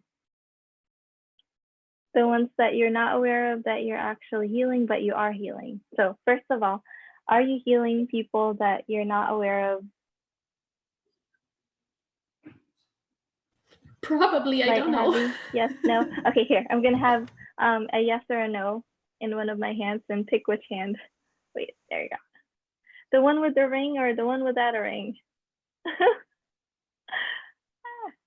With the ring. The ring. Okay, so this is yes. Okay, so first acknowledge, yes, you're healing people that you're not even aware of you're healing. So they could be right next to you or they could be on the other side of the globe. So you're just healing them. So truth, are you actually keeping or holding anything in your body from healing?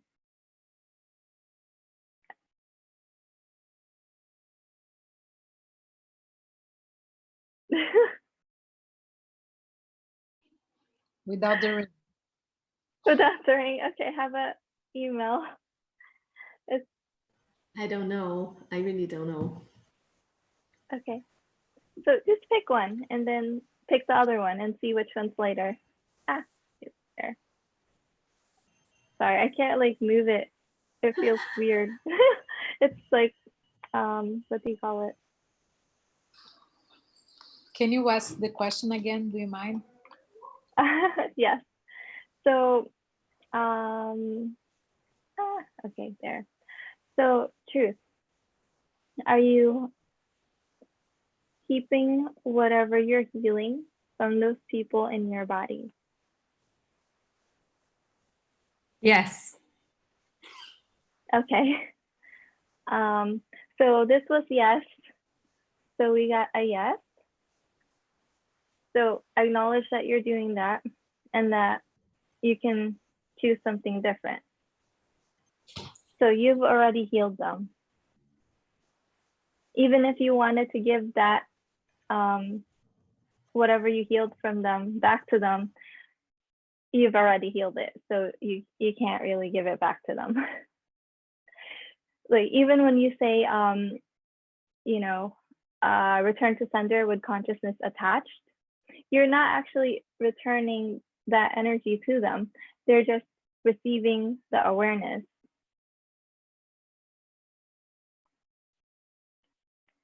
So everything that brought up, right, wrong, good, bad, fuck, all nine truths, voice, and beyond. There you go. Okay. And so what choice can you make now? Just free myself. So when you were saying that first thing, you know, just you laughing, was that really expansive? Like When your laughter heals other people. Yeah. So are you also people? Yeah. So is it healing you and your Laugh- body? Yes. Laughter. Yeah. Yeah. Absolutely. So what if that's all that's required from you? Maybe once a day, just laugh, laugh like uncontrollably. So needed. Gonna practice laughing yoga. Well, sometimes, you know, it's not, I mean, we can cause laughter from nothing. We just have to be willing. And that's going on my reminder. I'm willing to laugh for the next 5 minutes daily. Yeah. I'll do that. And yes, if you didn't have any significance about who you're healing and what you're healing in them, will it actually stay in your body? And then for the things that are in your body right now, what if you can just ask it to dissipate and release, dissipate and release, dissipate and release, return to sender with consciousness attached. Right, wrong, good, bad, fuck, all nine truths, voice, and beyond. Okay.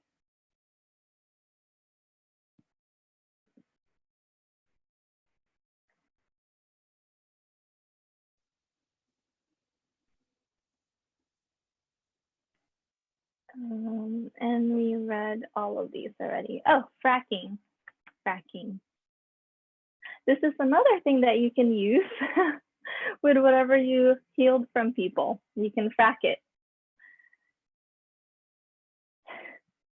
So it's crazy how aware you and your body are. We think that pain is real or sickness.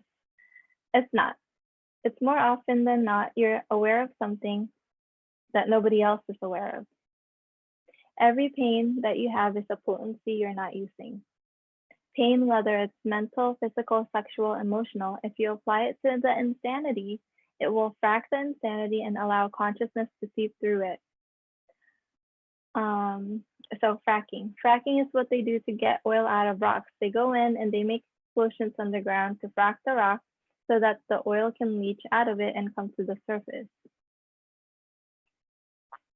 So it's using the energy of the pain, whatever it is that you're holding in place, to actually get to the consciousness. So pains are all the things that you think you cannot change. Pain is what we have used as a way to determine what we need to change. Insanity is the non-working elements of this reality. And for fracking, you just get the energy of whatever it is.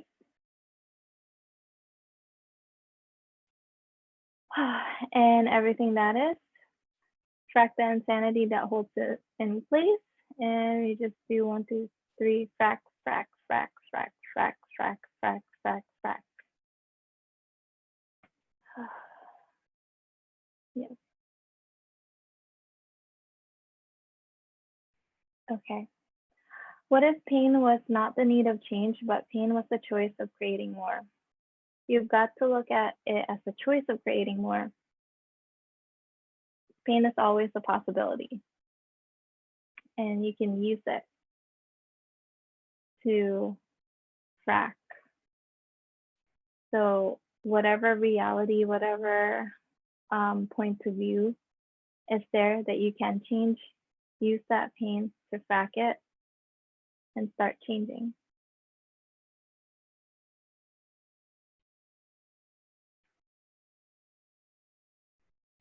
Okay, so does anybody want to take a short break? Okay, and then we can do MTBSS. Cool. I forgot to pause the recording the other.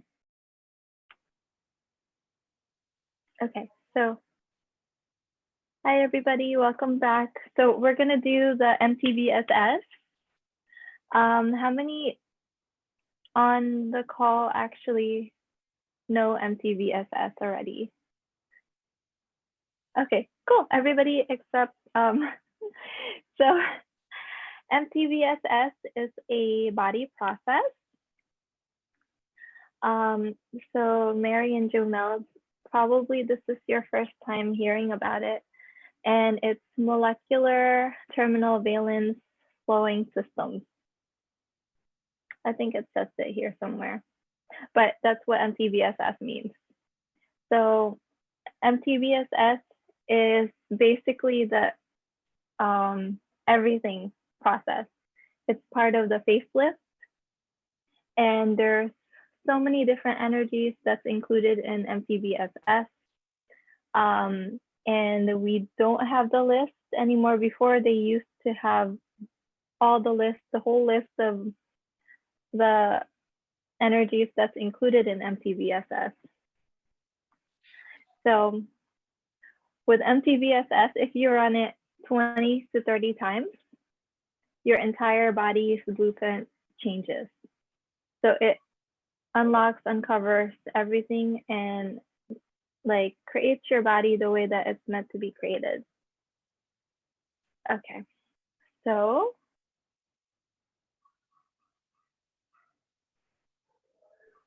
you can read all of this,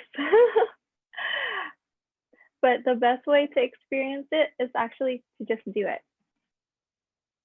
So for those of you lucky enough to have another body that you can practice on, there's many different ways you can use MTBSS. You can use it on different body systems. You can use it on just following the body's energy and asking the body, okay, where would you like to be touched for MTBSS? You can use it on when you're exercising or when you're doing something strenuous. You can ask it to just run, MTBSS run, and your whole body will run it. So when you're running or exercising, you can ask MTBSS to turn on, and then that'll create more ease with your body, especially on the second day when your body is restructuring and making your muscles stronger. Usually that's when you're sore. But I've found that when you use MTVSS, it's fine. There's no soreness. It's just as if it's another day. So you can also use it on the immune system points. And I'm pretty sure, yes, that's the only one that's on here. So immune system points are the third eye and thymus, which is right here. And then right under your rib cage, this is your pancreas or spleen and your liver. So your liver is on the right side, your spleen is on the left side, and then on the back, if I can turn, your lower back on both sides, that's where your kidneys are. So those are the points. And then you can also run MTVSS on all of your joints. So starting from the feet, the joints in your toes, your ankles, all of the major joints, even the joints or what they call sutures in your head, in your skull. So those are all the different ways that you can run MTVSS. And so for now, we will do the MTVSS on the immune system. To run it, you just ask MTVSS and all the rest run. So MTVSS and all the rest run. MTVSS and all the rest run. So you can run it on each other or you can run it on yourself.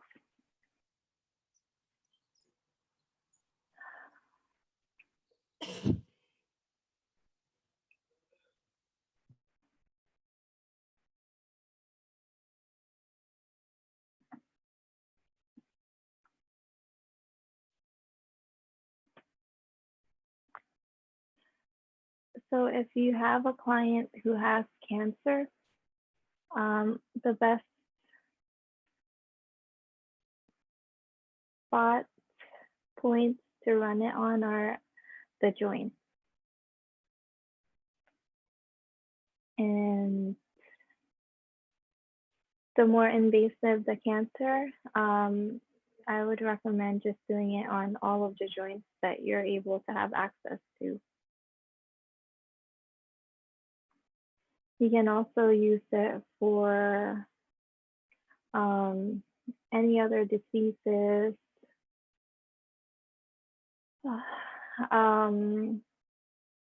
You can even use it on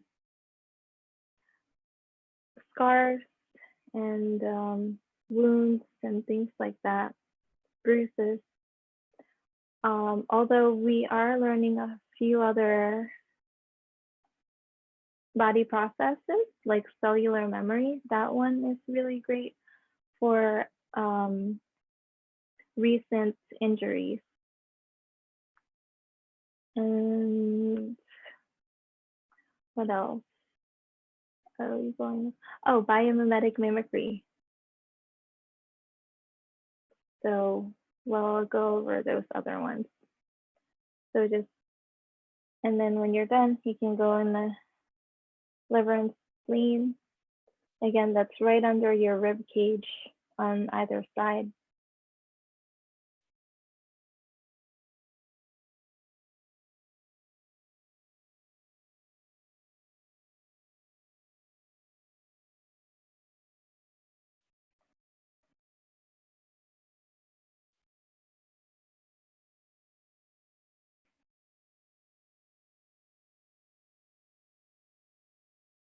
And then the next point is the liver, the kidneys.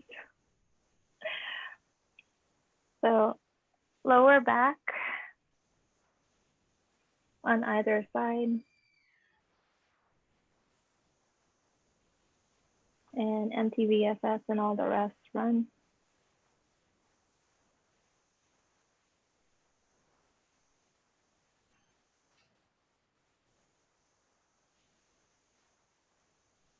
And since this is an online class, Access recommends that you actually go to a body process class to actually receive the process and gift the process on other people in person.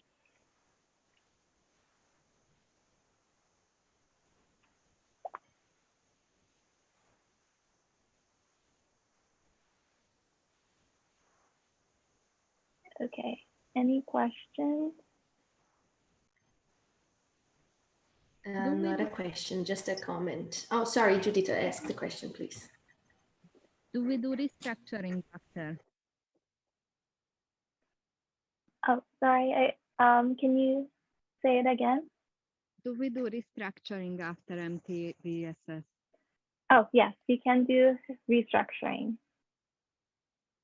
So the only body processes where it's not required is where you're dissipating and releasing energies.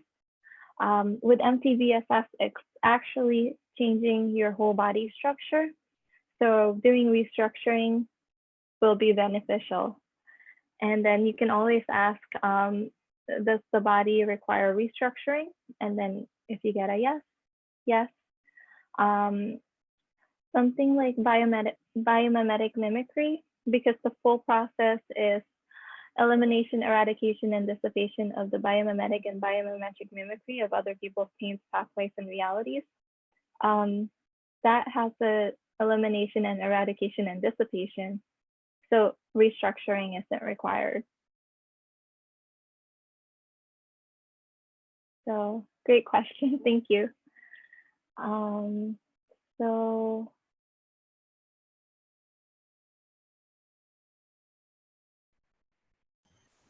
What I was going to say is that this has been a process that helps me a lot. Since last year, I've been running MTVSS basically every day because on September last year, I was diagnosed with multiple sclerosis. So ever since, I've been doing all the processes, and my neuro doctor, she couldn't believe the images on the, oh, what is the name? is it CT or MRI or? Yeah, it's like a tube you get in, and it's very noisy to check your brain and stuff. Is it the MRI? Yeah, I think so. And Okay. she was like, "Oh my God, I cannot believe it is the same brain." Because it has been doing really a nice progress and nice results for me. So this is like one of my favorites ever. Yes. And there's so many different energies like used within the MTVSS that it's just really dynamic. So the facelift actually includes MTVSS. So when you run the facelift, you're running MTVSS and all the rest, plus all of the facelift energy. So that's amazing too. I wish we can learn facelift during foundation. That would be so fun. Yes. My point of view. Okay, so next, does anybody have any questions? Like anything popping at all?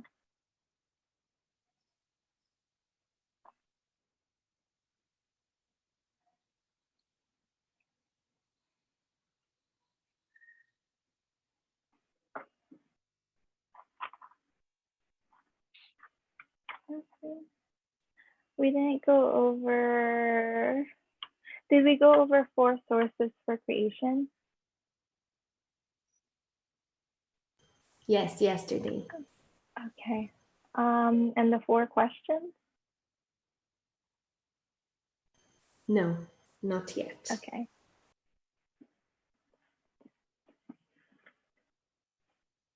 I'm eating, guys.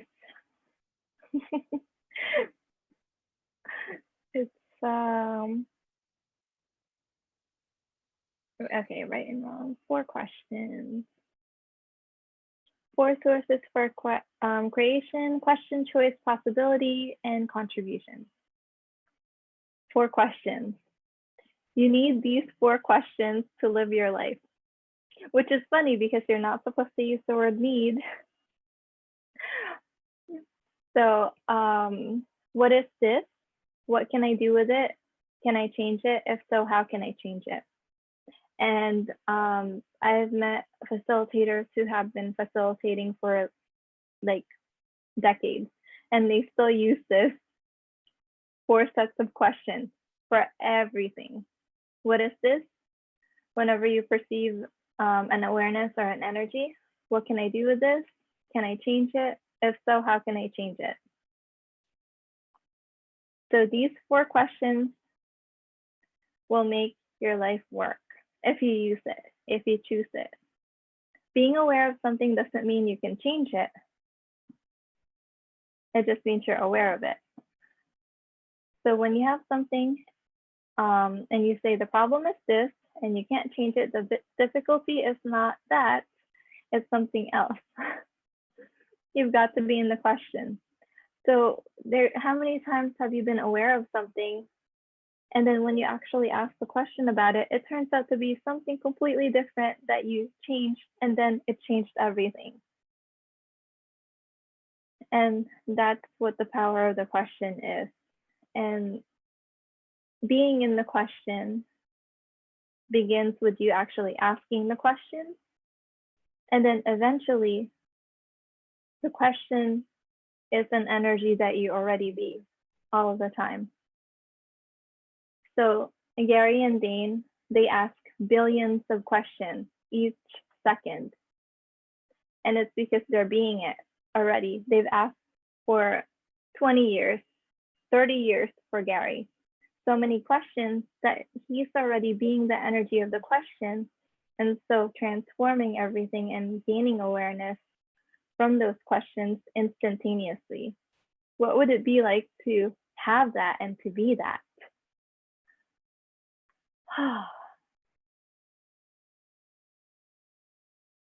And everything that doesn't allow you to choose that, will you destroy and upgrade it? Right, wrong, good, bad, pop, all 9 shirts, boys and beyond. Like, I never knew this. I thought that they were always asking a question, but they're actually already being the question. And it's not just one question, not just 2, but it's billions. Like, isn't that amazing? That someone can be billions of questions all in the same second?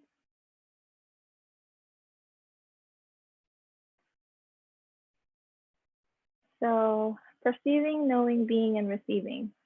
The 4 elements of you as an infinite being are infinite perceiving, infinite knowing, infinite being, and infinite receiving. Thoughts, feelings, emotions, sex, and no sex are the lower harmonics of perceiving, knowing, being, and receiving. So instead of thinking, go directly to perceiving. Instead of feeling, go directly to knowing. Instead of emoting, go directly to being. And instead of, okay, sex is receiving, no sex is no receiving, what if you just receive all? Okay, and everything that doesn't allow that, right, wrong, good, bad, pop, all 9 shirts, boys and beyond. Anytime you're doing thoughts, feelings, emotions, sex, or no sex as your functional point of view, you're being less than you could choose to be. So thoughts. It's the lower harmonic of knowing. Okay, you can either know or you can make yourself less and think, which is faster. So feelings, I actually mixed it all up. Feelings are the lower harmonic of perceiving. A perception is fleeting, quick. You have awareness and then you try to go to the feeling. So instead of feeling, just sense. Bodies feel. I think, is it in Portuguese, feeling it's actually body feeling and not emotion? Okay. I Oh, mean, it I can be think, emotion too. You can feel pain. I mean, yeah. as in the body, you can feel pain in your heart. So this is feeling too. Yes. That's what you want. So, yes. So the feelings that they're speaking of are,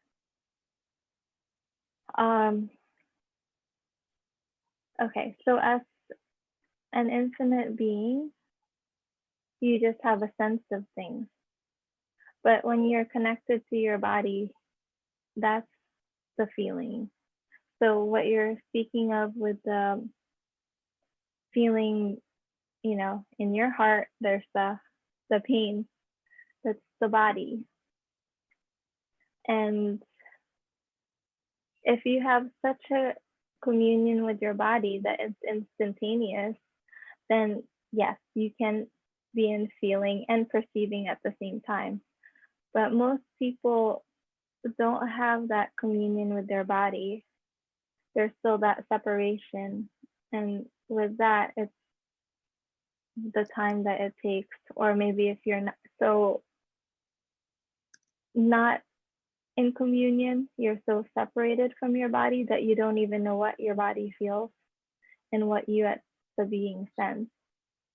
So that's where, because everybody, like you guys are like ahead of the curve, you're already in tune with your body and you have a sense and a knowing of what you're feeling with your body.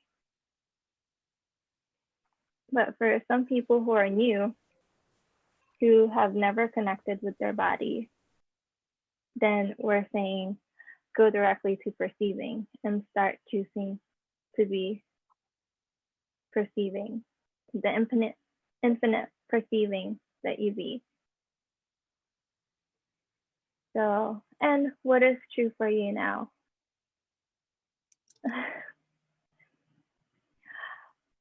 Emotions are the lower harmonic of being. You can either choose to be, or you can have emotions that prove how much of a being you are. And sex and no sex are the lower harmonic of receiving. You can either have total receiving, or you can shut your body down in no sex. So sex is receiving in this reality, and no sex is no receiving. And with that, you cut off your receiving to what your body can receive instead of receiving everything. Cool. So anything on that?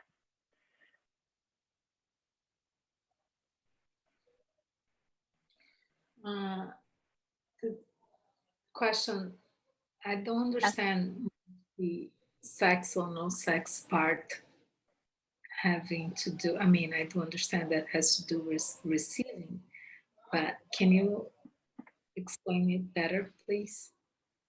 Okay. So in this reality, when you have someone who's very, who has a lot of sexualness, which is an aliveness.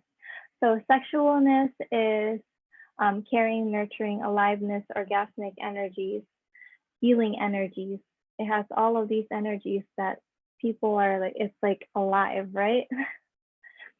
So in this reality, people see sexualness and sex, and that's what they perceive as receiving, because with that, you're receiving with the body. Okay, so you're either receiving with the body, sex, or not receiving with the body, no sex. That's the two dynamics in this reality. And we're aware of something different with receiving, where it is what you truly be. Like, even if you had no body, you can still receive. And with the body, you can receive even more, because there's different things that you can receive that you can't receive without a body.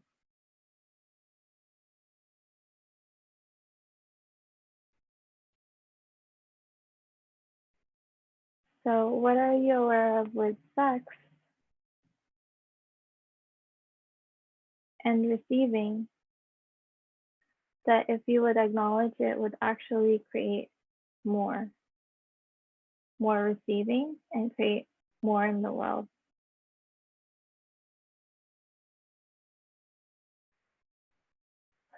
And everything that is time for God's billion way to shine and create it all, please.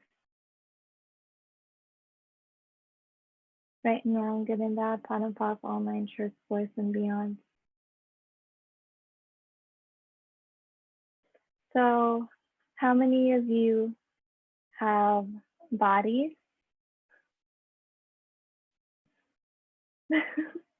Okay. And how many of you have somehow cut off receiving with your body because someone gave you a wrong look or you had some experience? Okay. So that's operating from sex or no sex.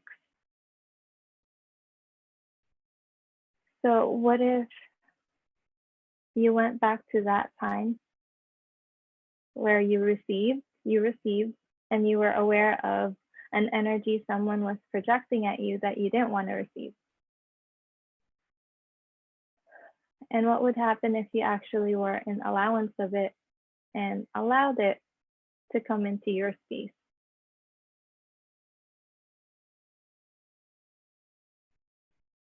Okay, so everything that brought up, any shutting down that you created in your body as a result of that, will we destroy and create that all, please? Right, wrong, good, bad, pop, pop, all nine shirts, boys and beyond. Okay, and again, it doesn't mean being a doormat. It's just receiving the energy into your space. You don't even have to bring it into your body, just your space. So what happens when that energy, whatever it is, comes in contact with your space? Without you shutting down, so everywhere you're shutting down, just trying to create it. Right, wrong, good, bad, pop, pop, all nine shirts, boys and beyond, and expand. And what happens when that energy touches your space? Okay, and now think of another situation when you shut down your receiving. And what if you allow that to touch your space?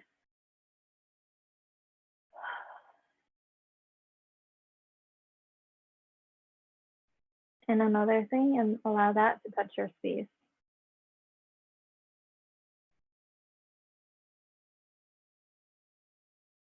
So total receiving means allowing all of these energies to touch your space, being in allowance of it, and knowing that you can change it. So you don't just go into sex, which is openly receiving, and no sex, which is cutting off the parts where you can receive from. So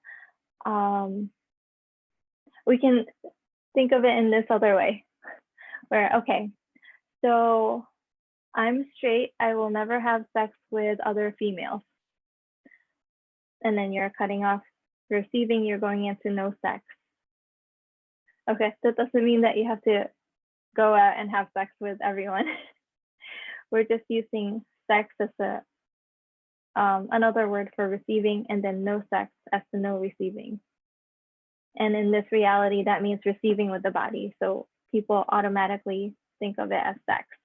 So that's the only reason why it's sex and no sex. Well, one of the many reasons, not the only reason, pot and pock. So if you can receive from these people and you can have sex with them, but with these people, you can't have sex with them, you're creating that sex and no sex dynamic. Does that kind of make sense?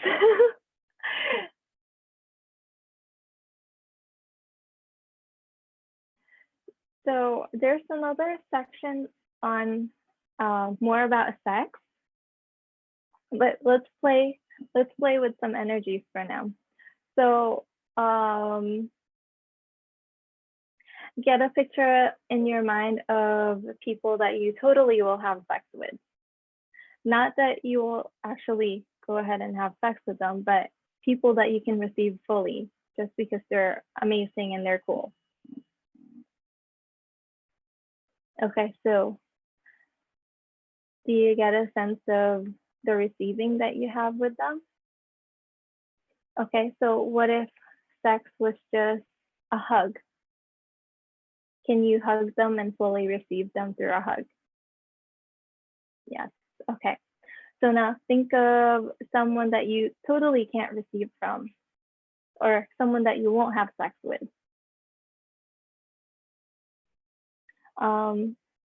Let's say like there's, you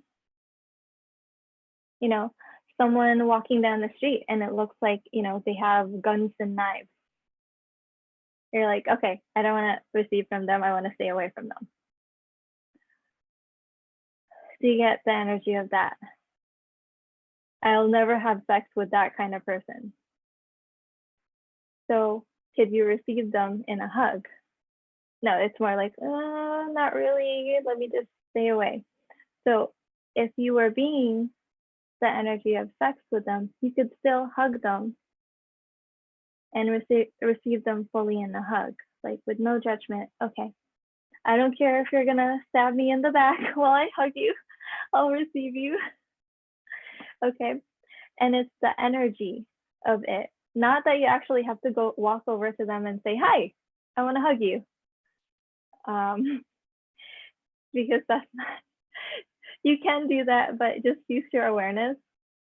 You know, ask, okay, if I hug that person, will they actually hug me, or will they try to steal my money? Okay, so pat and pak.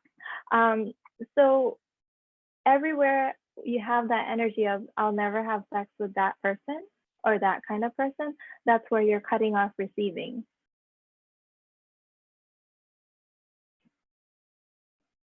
And you can put, you know, I replace sex with hug because that has less of a charge on it.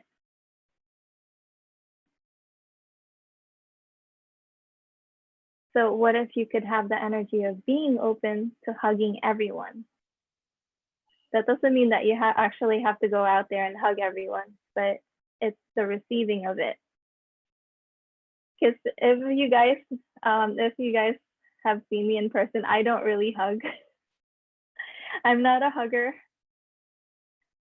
Sometimes I do, very rarely. I'm more like Shannon.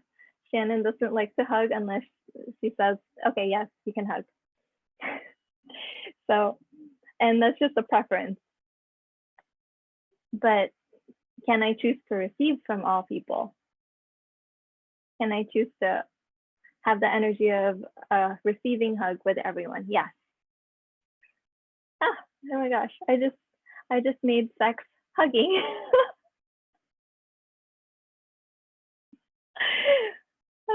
Okay. So does that kind of make more, is that lighter for everyone? Oh, yeah and no, because Okay. it means that you have to accept everyone and obviously Allowance. go allowance, exactly. Yes. The goal, but how do you practice that? Allowance. Receive. So that person, like let's say there's a creepy person and they're like lusting for you and you can feel it. Do you put your barriers up? Nope, I don't want that energy. Or do you push your barriers down? Have awareness that, oh, that person's lusting for me. Receive the energy. Give them whatever energy they require. Because when receiving and gifting, there's also, you know, that contribution. So gifting, receiving, all at the same time, barriers down. That's allowance. Thank you. Yeah. Okay. And that doesn't mean that, you're going to let them come and touch you all over. No. You can receive the energy, but you can be like, no, sorry, don't touch me. Yeah. And if you touch me, I will nine you. And it's also like the energy of allowance. You actually can smile to that person versus like, Yes. I don't want to be here. So the fact that you're smiling, even if you don't have to look at them directly, they can feel that lightness versus, oh, don't get close near me, right? Yes. And yeah, so there is some, I can practice that a lot here because when I go do my outside exercising, there is a lot of homeless out there. But I mean, not the homeless that it bothers me. It bothers me that they're drug addicts, right? So it's Yes. just like that drunk people, like, ugh, like get away from me. Instead, when they cross my path, they can just like take a deep breath, lower my barriers, and okay, you're there. So I'm sending like whatever good energy to you versus I I reject you. And that's when changes Yeah. the energetics of everything And around. yes. And there's also this one story that Gary always says. Um, After a class, there was this woman who was going, getting in her car, and there's a group of men walking down the street, and she has an awareness that they're up to no good. So she chose to be the energy required so that they would leave her alone. Okay, so that doesn't mean that because she was receiving the energy that they be, and it was the awareness of, oh, okay, well, they're not up to anything good. So she used that awareness. She chose to be an energy that would, repel them, and that was the killing energy. And then she overheard the guy said, "Not this one," and then they walked away. And then the next day in the newspapers, there was a series of rapes that was done in the area.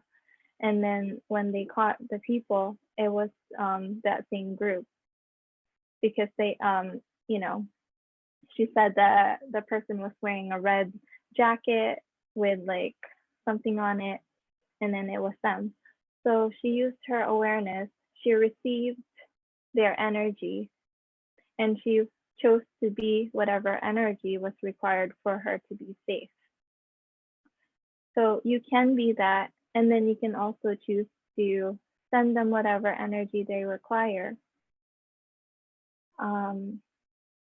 When my kids were little and they were crying, I would get in touch with whatever they were crying about, and then sometimes I could just send them an energy that they required, and it was all they needed, and then they stopped crying and they went back to sleep.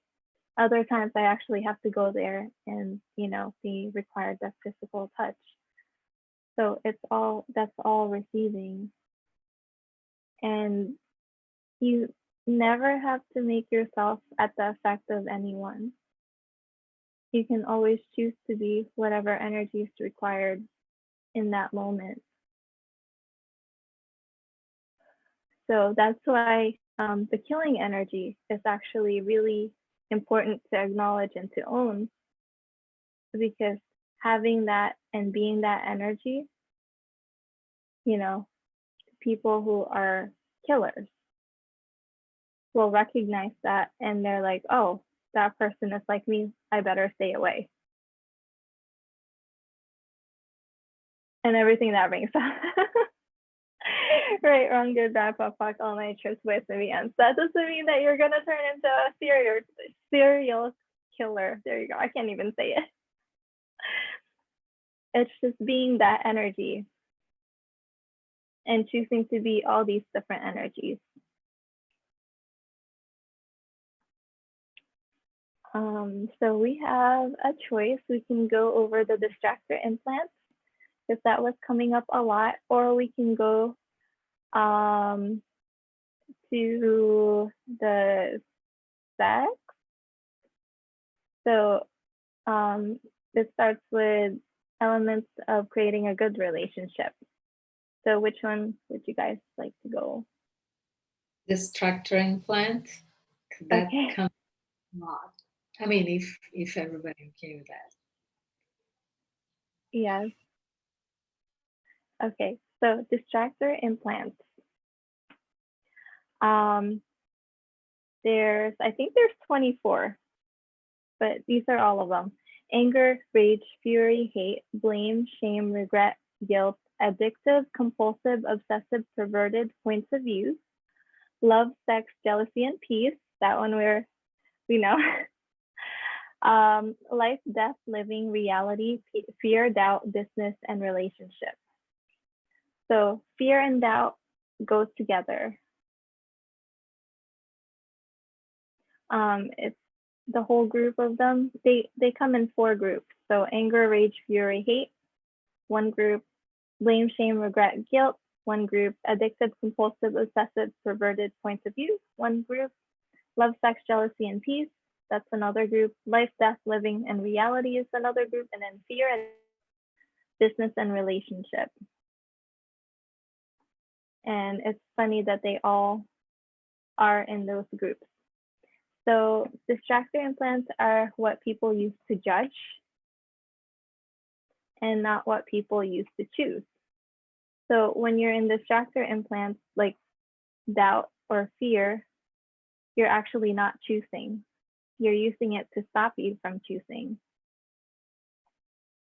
So everywhere you've used these distractor implants to keep you from choosing, will you destroy and uncreate that? Right, wrong, good, bad, POC, all 9, truth, voice, and beyond. Okay. So, we lost, okay. There you go. So ask for all the distractor implants, destroy and uncreate them, and ask for what's underneath them, and POD and POC all of that. So you have to ask for what's underneath that's keeping this in place, and POD and POC that. So all the distractor implants of doubt that's holding this in place, destroy and uncreate it, right, wrong, good, bad, POC, all 9, truth, voice, and beyond, and what's underneath that. Okay, maybe after that we have the fear, all the distractor implants of fear, destroy and uncreate it, right, wrong, good, bad, POC, all 9, truth, voice, and beyond, and keep POD and POCing it until you get to what's underneath it.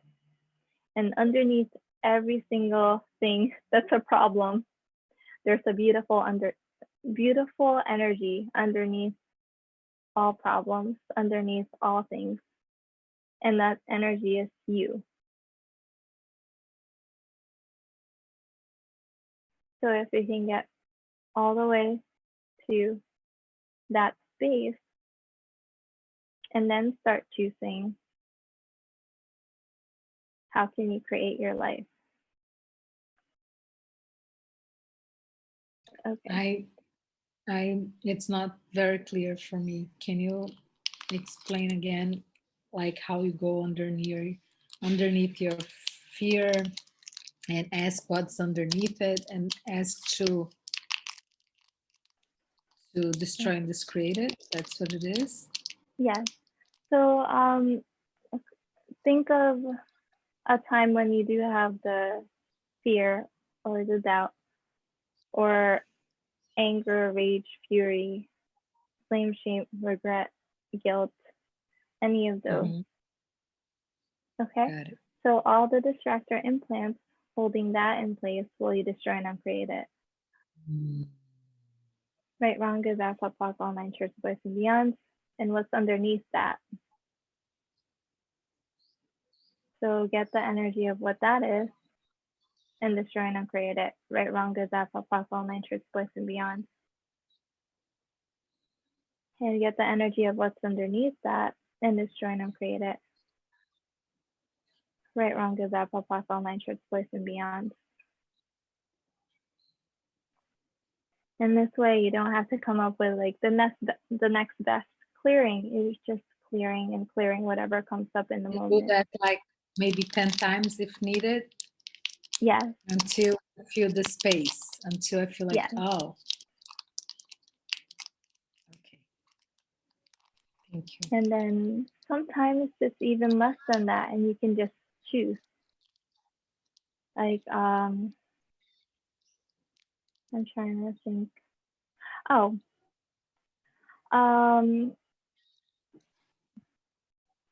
so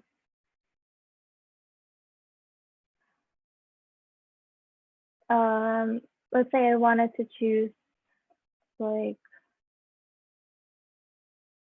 I can't even, I'm like blank on what I want to create right now.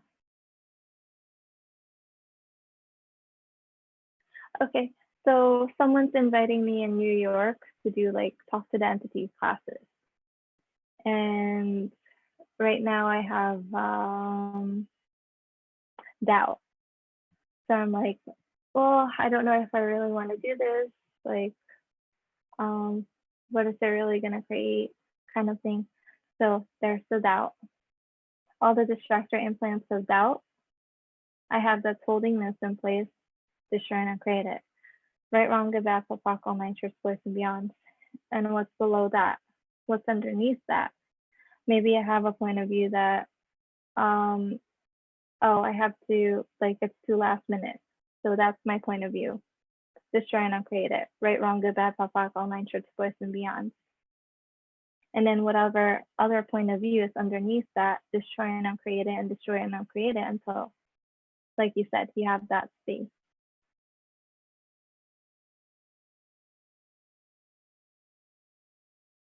Okay. So distractor implants are meant to hide the Shikyu implants and explants. So Shikyu is secret, hidden, invisible, covert, unseen, unsaid, undisclosed, unacknowledged. And then, so those are hidden and they're secret and you usually not aware of them. And then when they're held in place, okay. So there's something called a Mobius strip. It looks like an infinity sign, except it kind of loops on itself. So if you were to imagine a racetrack that loops, or a ribbon that loops, so it has that kind of, it's kind of angled and it still loops like an infinity sign. So that's the Mobius strip. And Mobius strips are just a way so you can envision how it looks, where it actually keeps going in a loop. You think you're up here and then that you're about to go down, but you actually just loop back to where you started, and it keeps looping and looping and looping. And that's why you keep having the doubt coming and coming and coming and coming. Every time an energy comes up that turns it on, or, you know, yeah, I guess turning it on is the best way to explain it. So you have an energy that turns on the distractor implant. Okay. And that's the loop. So once you destroy and uncreate everything that holds this in place, the Mobius strip, then you look underneath it to see if there's any other, you know, whatever it is, point of view, implants, explants, Shikyu. I'm wondering why they don't have the actual distractor implant clearing. Let me see if I can find it. And also I have to switch my, can you let me know if this still sounds okay? Can you hear me? Yes. Okay, great. So this had the Shuku. Yes, thank It you. also, I mean, the implant band could not do this job for us, or do we actually need to know exactly which one they are? Because if we don't identify them, they are harder to leave. Okay, I mean, so if you are able to have your bars run right away, then that would be great. But sometimes, you know, there's so many tools that sometimes we think of what we think of is actually what would, um, sorry about that, I just turned on. So what we actually are thinking of, that's the tool that we can use. So if you're on the run, or let's say like you're in the middle of a meeting and something does come up, like a distractor implant, you don't have to know what it is. You can just ask, okay, all the distractor implants, pot and pock, or you can just pot and pock, whatever this is, pot and pock. And then there's this longer clearing.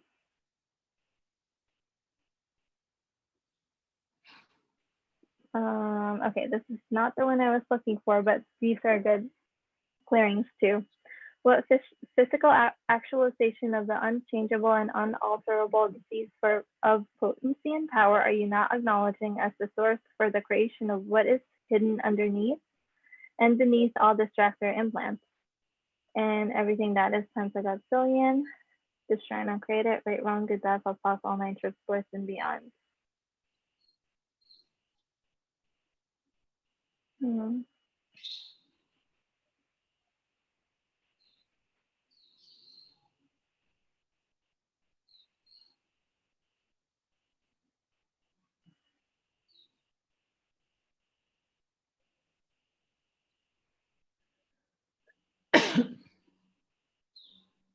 Okay, everything you've done to create doubt as the distractor implant of the entire universe, which keeps you from having any awareness, will you destroy and create all of that?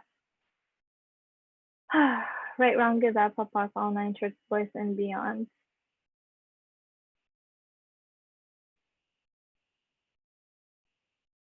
What contribution is the distractor implant to your life, and what diminishment of your life is it?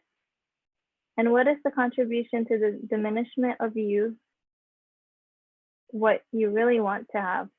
And is the contribution to the diminishment of you what you really want to have, and everything that is times a godzillion, destroy and create it, right, wrong, good, bad, pop, all nine trips, voice and beyond. Okay, these aren't the ones that I want.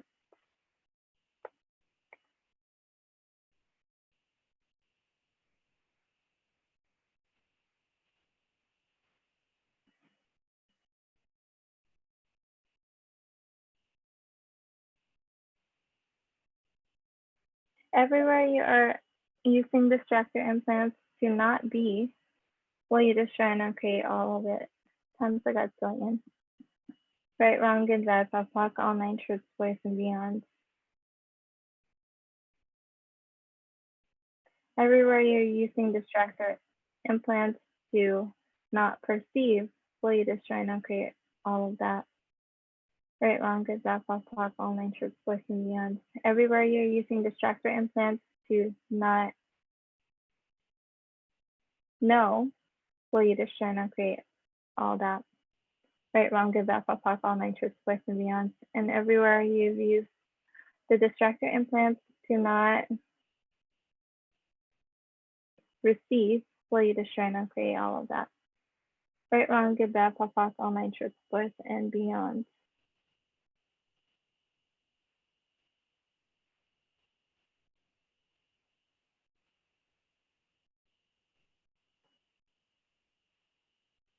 Hmm.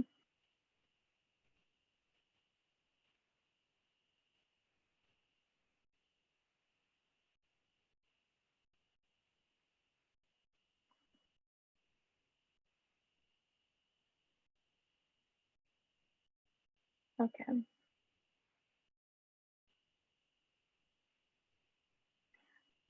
Well, I can't find there was a longer clearing for distractor implants, but it's not coming to me right now.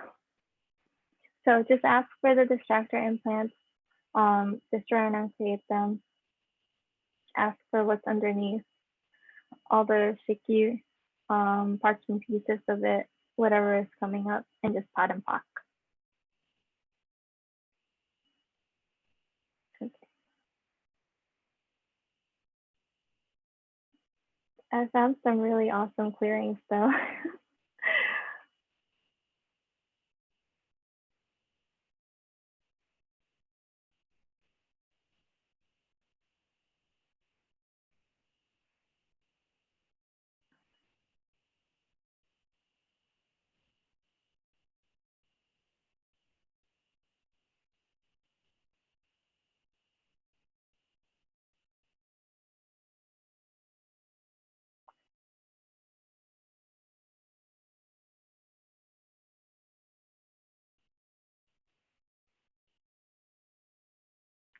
Oh, here it is. Okay. All the distractor implants of fear, blame, shame, doubt, and regret that you have. Will you revoke, recant, rescind, renounce, denounce, destroy, and uncreate all of that? Right, wrong, good, bad, full, all nine, truth, voice, and beyond. Oh, that's actually not it. Okay. But I found a whole bunch of clearings.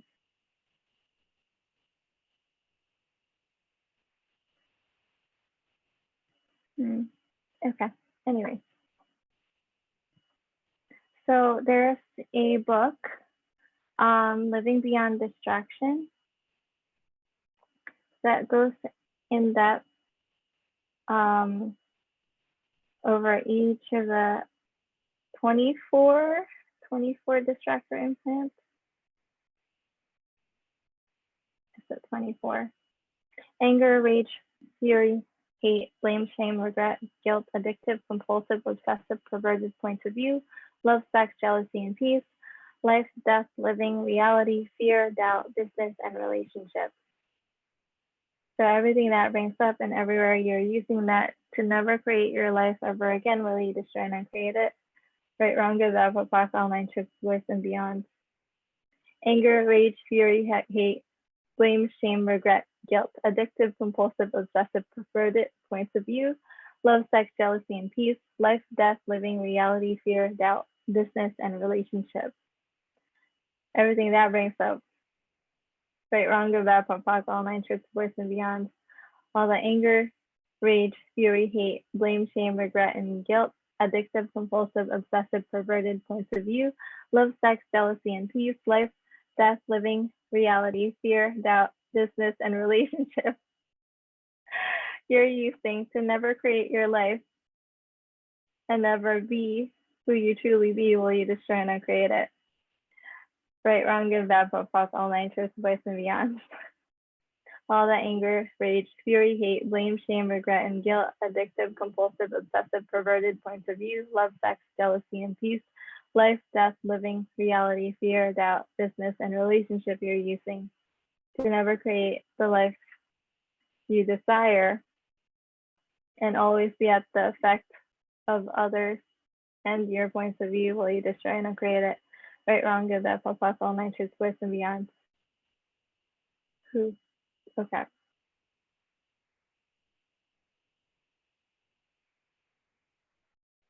Yep, that's it. Just the living beyond distraction and all the shikyu. Okay, so let's clear some shikyus. Does anybody have a point of view that they want to change?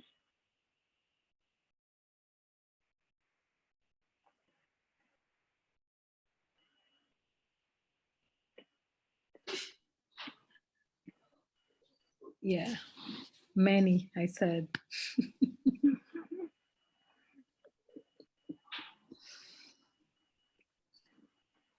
Okay. Doubt. What's something that you doubt?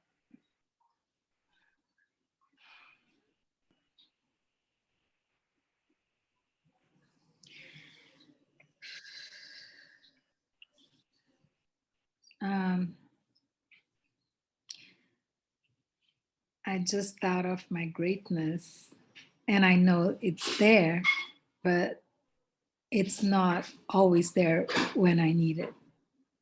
Okay. So that So, kind of cancels like a lot of things in my life. Meaning, okay. if I'm not feeling ready, I'm not present, and I don't give my best. That's not productive, or can be even harmful to me. Oh, I'm still here. I just have to let people in. Oh, good morning. I'll just leave it open. I have a. Okay. Okay, so there's a couple of things. The first one that popped up was, you know, how did you say it again? I'm aware of my greatness, but, so the second part has the energy, something like, my greatness is not there when I need it. Yeah. Can you say that the way? And then cancels everything else, meaning it interrupts my actions, like So I'm not able to take actions. we're gonna address that energy of my greatness is not there when I need it. So how did you say that again without the rest of it? Yeah, that. Okay, so can you say that 3 times the way that you said it originally? How did I say? My greatness is not there when I need it, so I feel like I'm adding. Oh, that's it. That's it. No, that's it. My greatness is not there when I need it. So say that 3 times. My greatness is not there when I need it. My greatness is not there when I need it. What else is possible? Okay, say that again 3 times. What else is possible? No, my greatness is not there when I need it. My greatness is not there when I need it. My greatness is not there when I need it. My greatness is not there when I need it. Oh my Okay, God. so do you want to change this? Yeah. Okay, so say it 3 times. Again, Yeah. I'm not solidifying that. I want to do the opposite actually.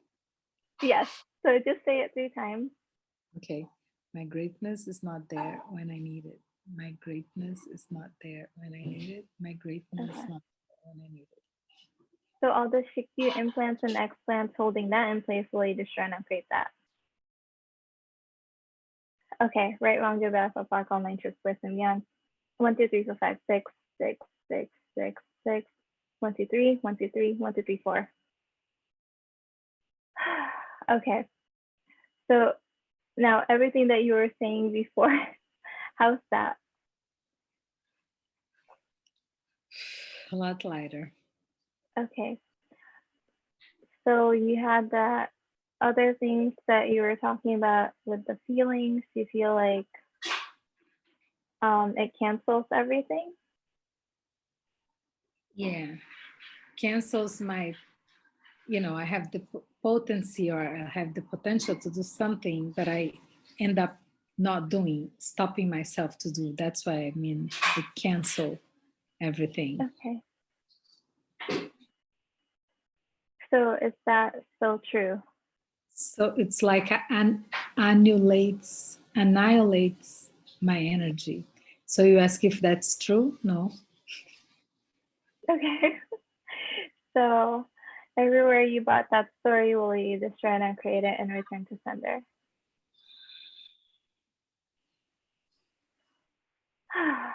Right, wrong, good, bad, pot, pot, all nine shorts, boys and beyond. Okay, did you write the story? If I write the story, Did you write that story of something about annihilating the energy?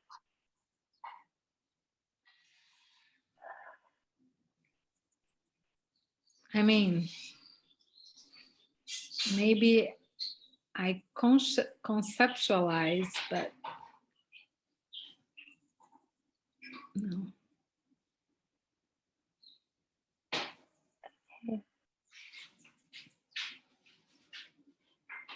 So one of the things when an energy presents itself, it's either you're ready to get rid of it, you're ready to change it.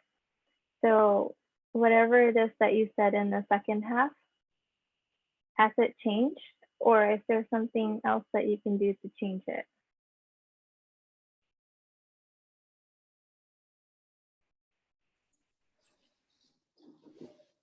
It hasn't changed it yet.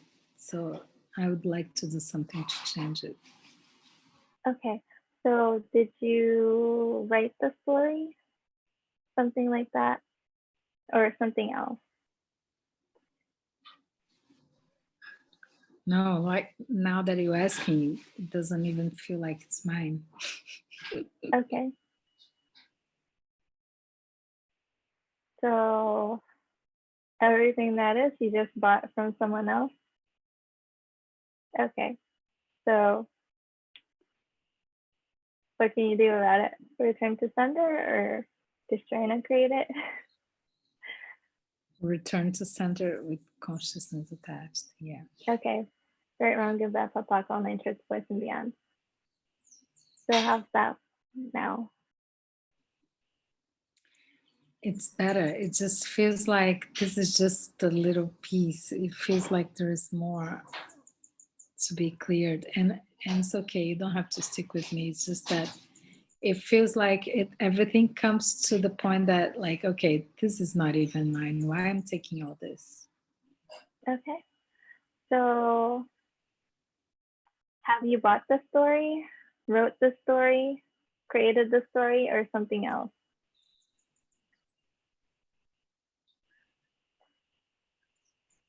Something else? Okay. So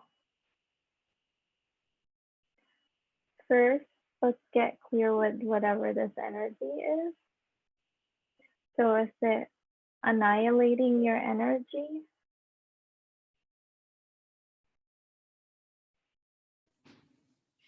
Yeah. It seems like something else, annihilating my energy. Okay. Absolutely. Okay. Can we clear the echo or I don't know. Sure. Okay, so Okay. I have a really strange question. Are you part of the Galactic Confederation?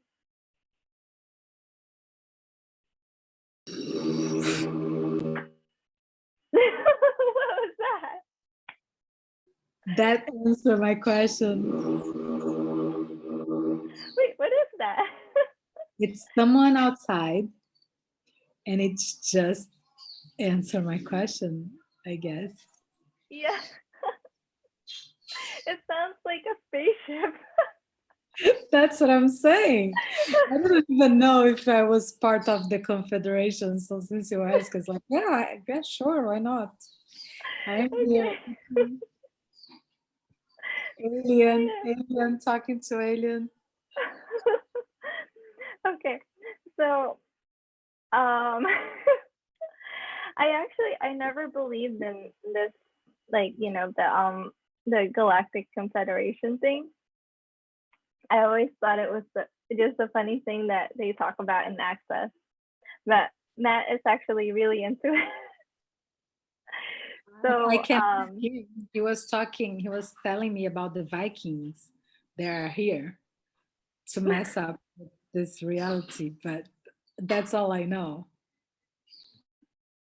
Okay, so let me find some more information about that, and then we can start tomorrow with the Galactic Confederation.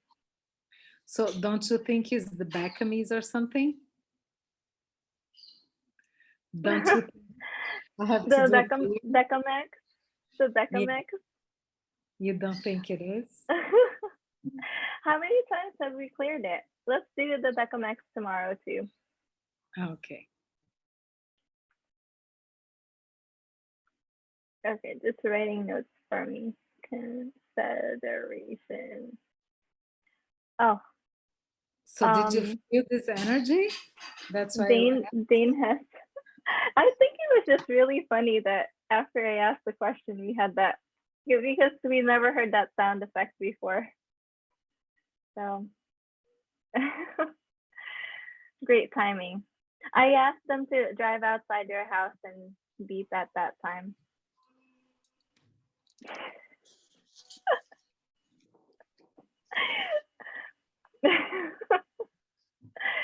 That's really funny.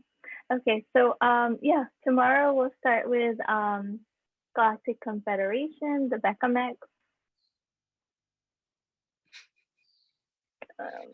I got goosebumps when you said that. I know nothing about it. I swear, nothing like that I'm aware of.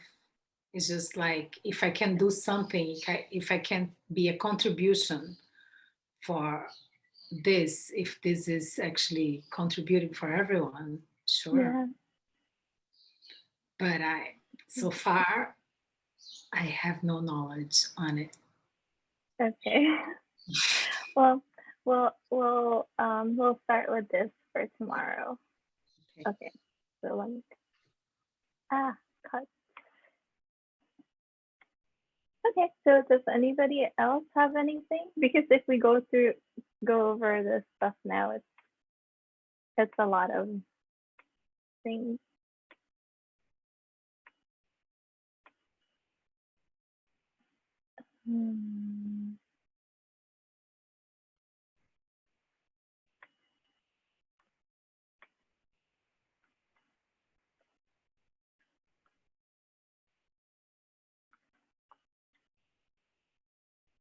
Okay. So nothing else? Okay. So who does it belong to for everything that comes up? And what would it take for us to all be walking, talking meditations? Because we're so clear. Okay, so I'll see you guys tomorrow. Thank you for being here. You are all a gift. Yes. And what are we changing? What are we changing?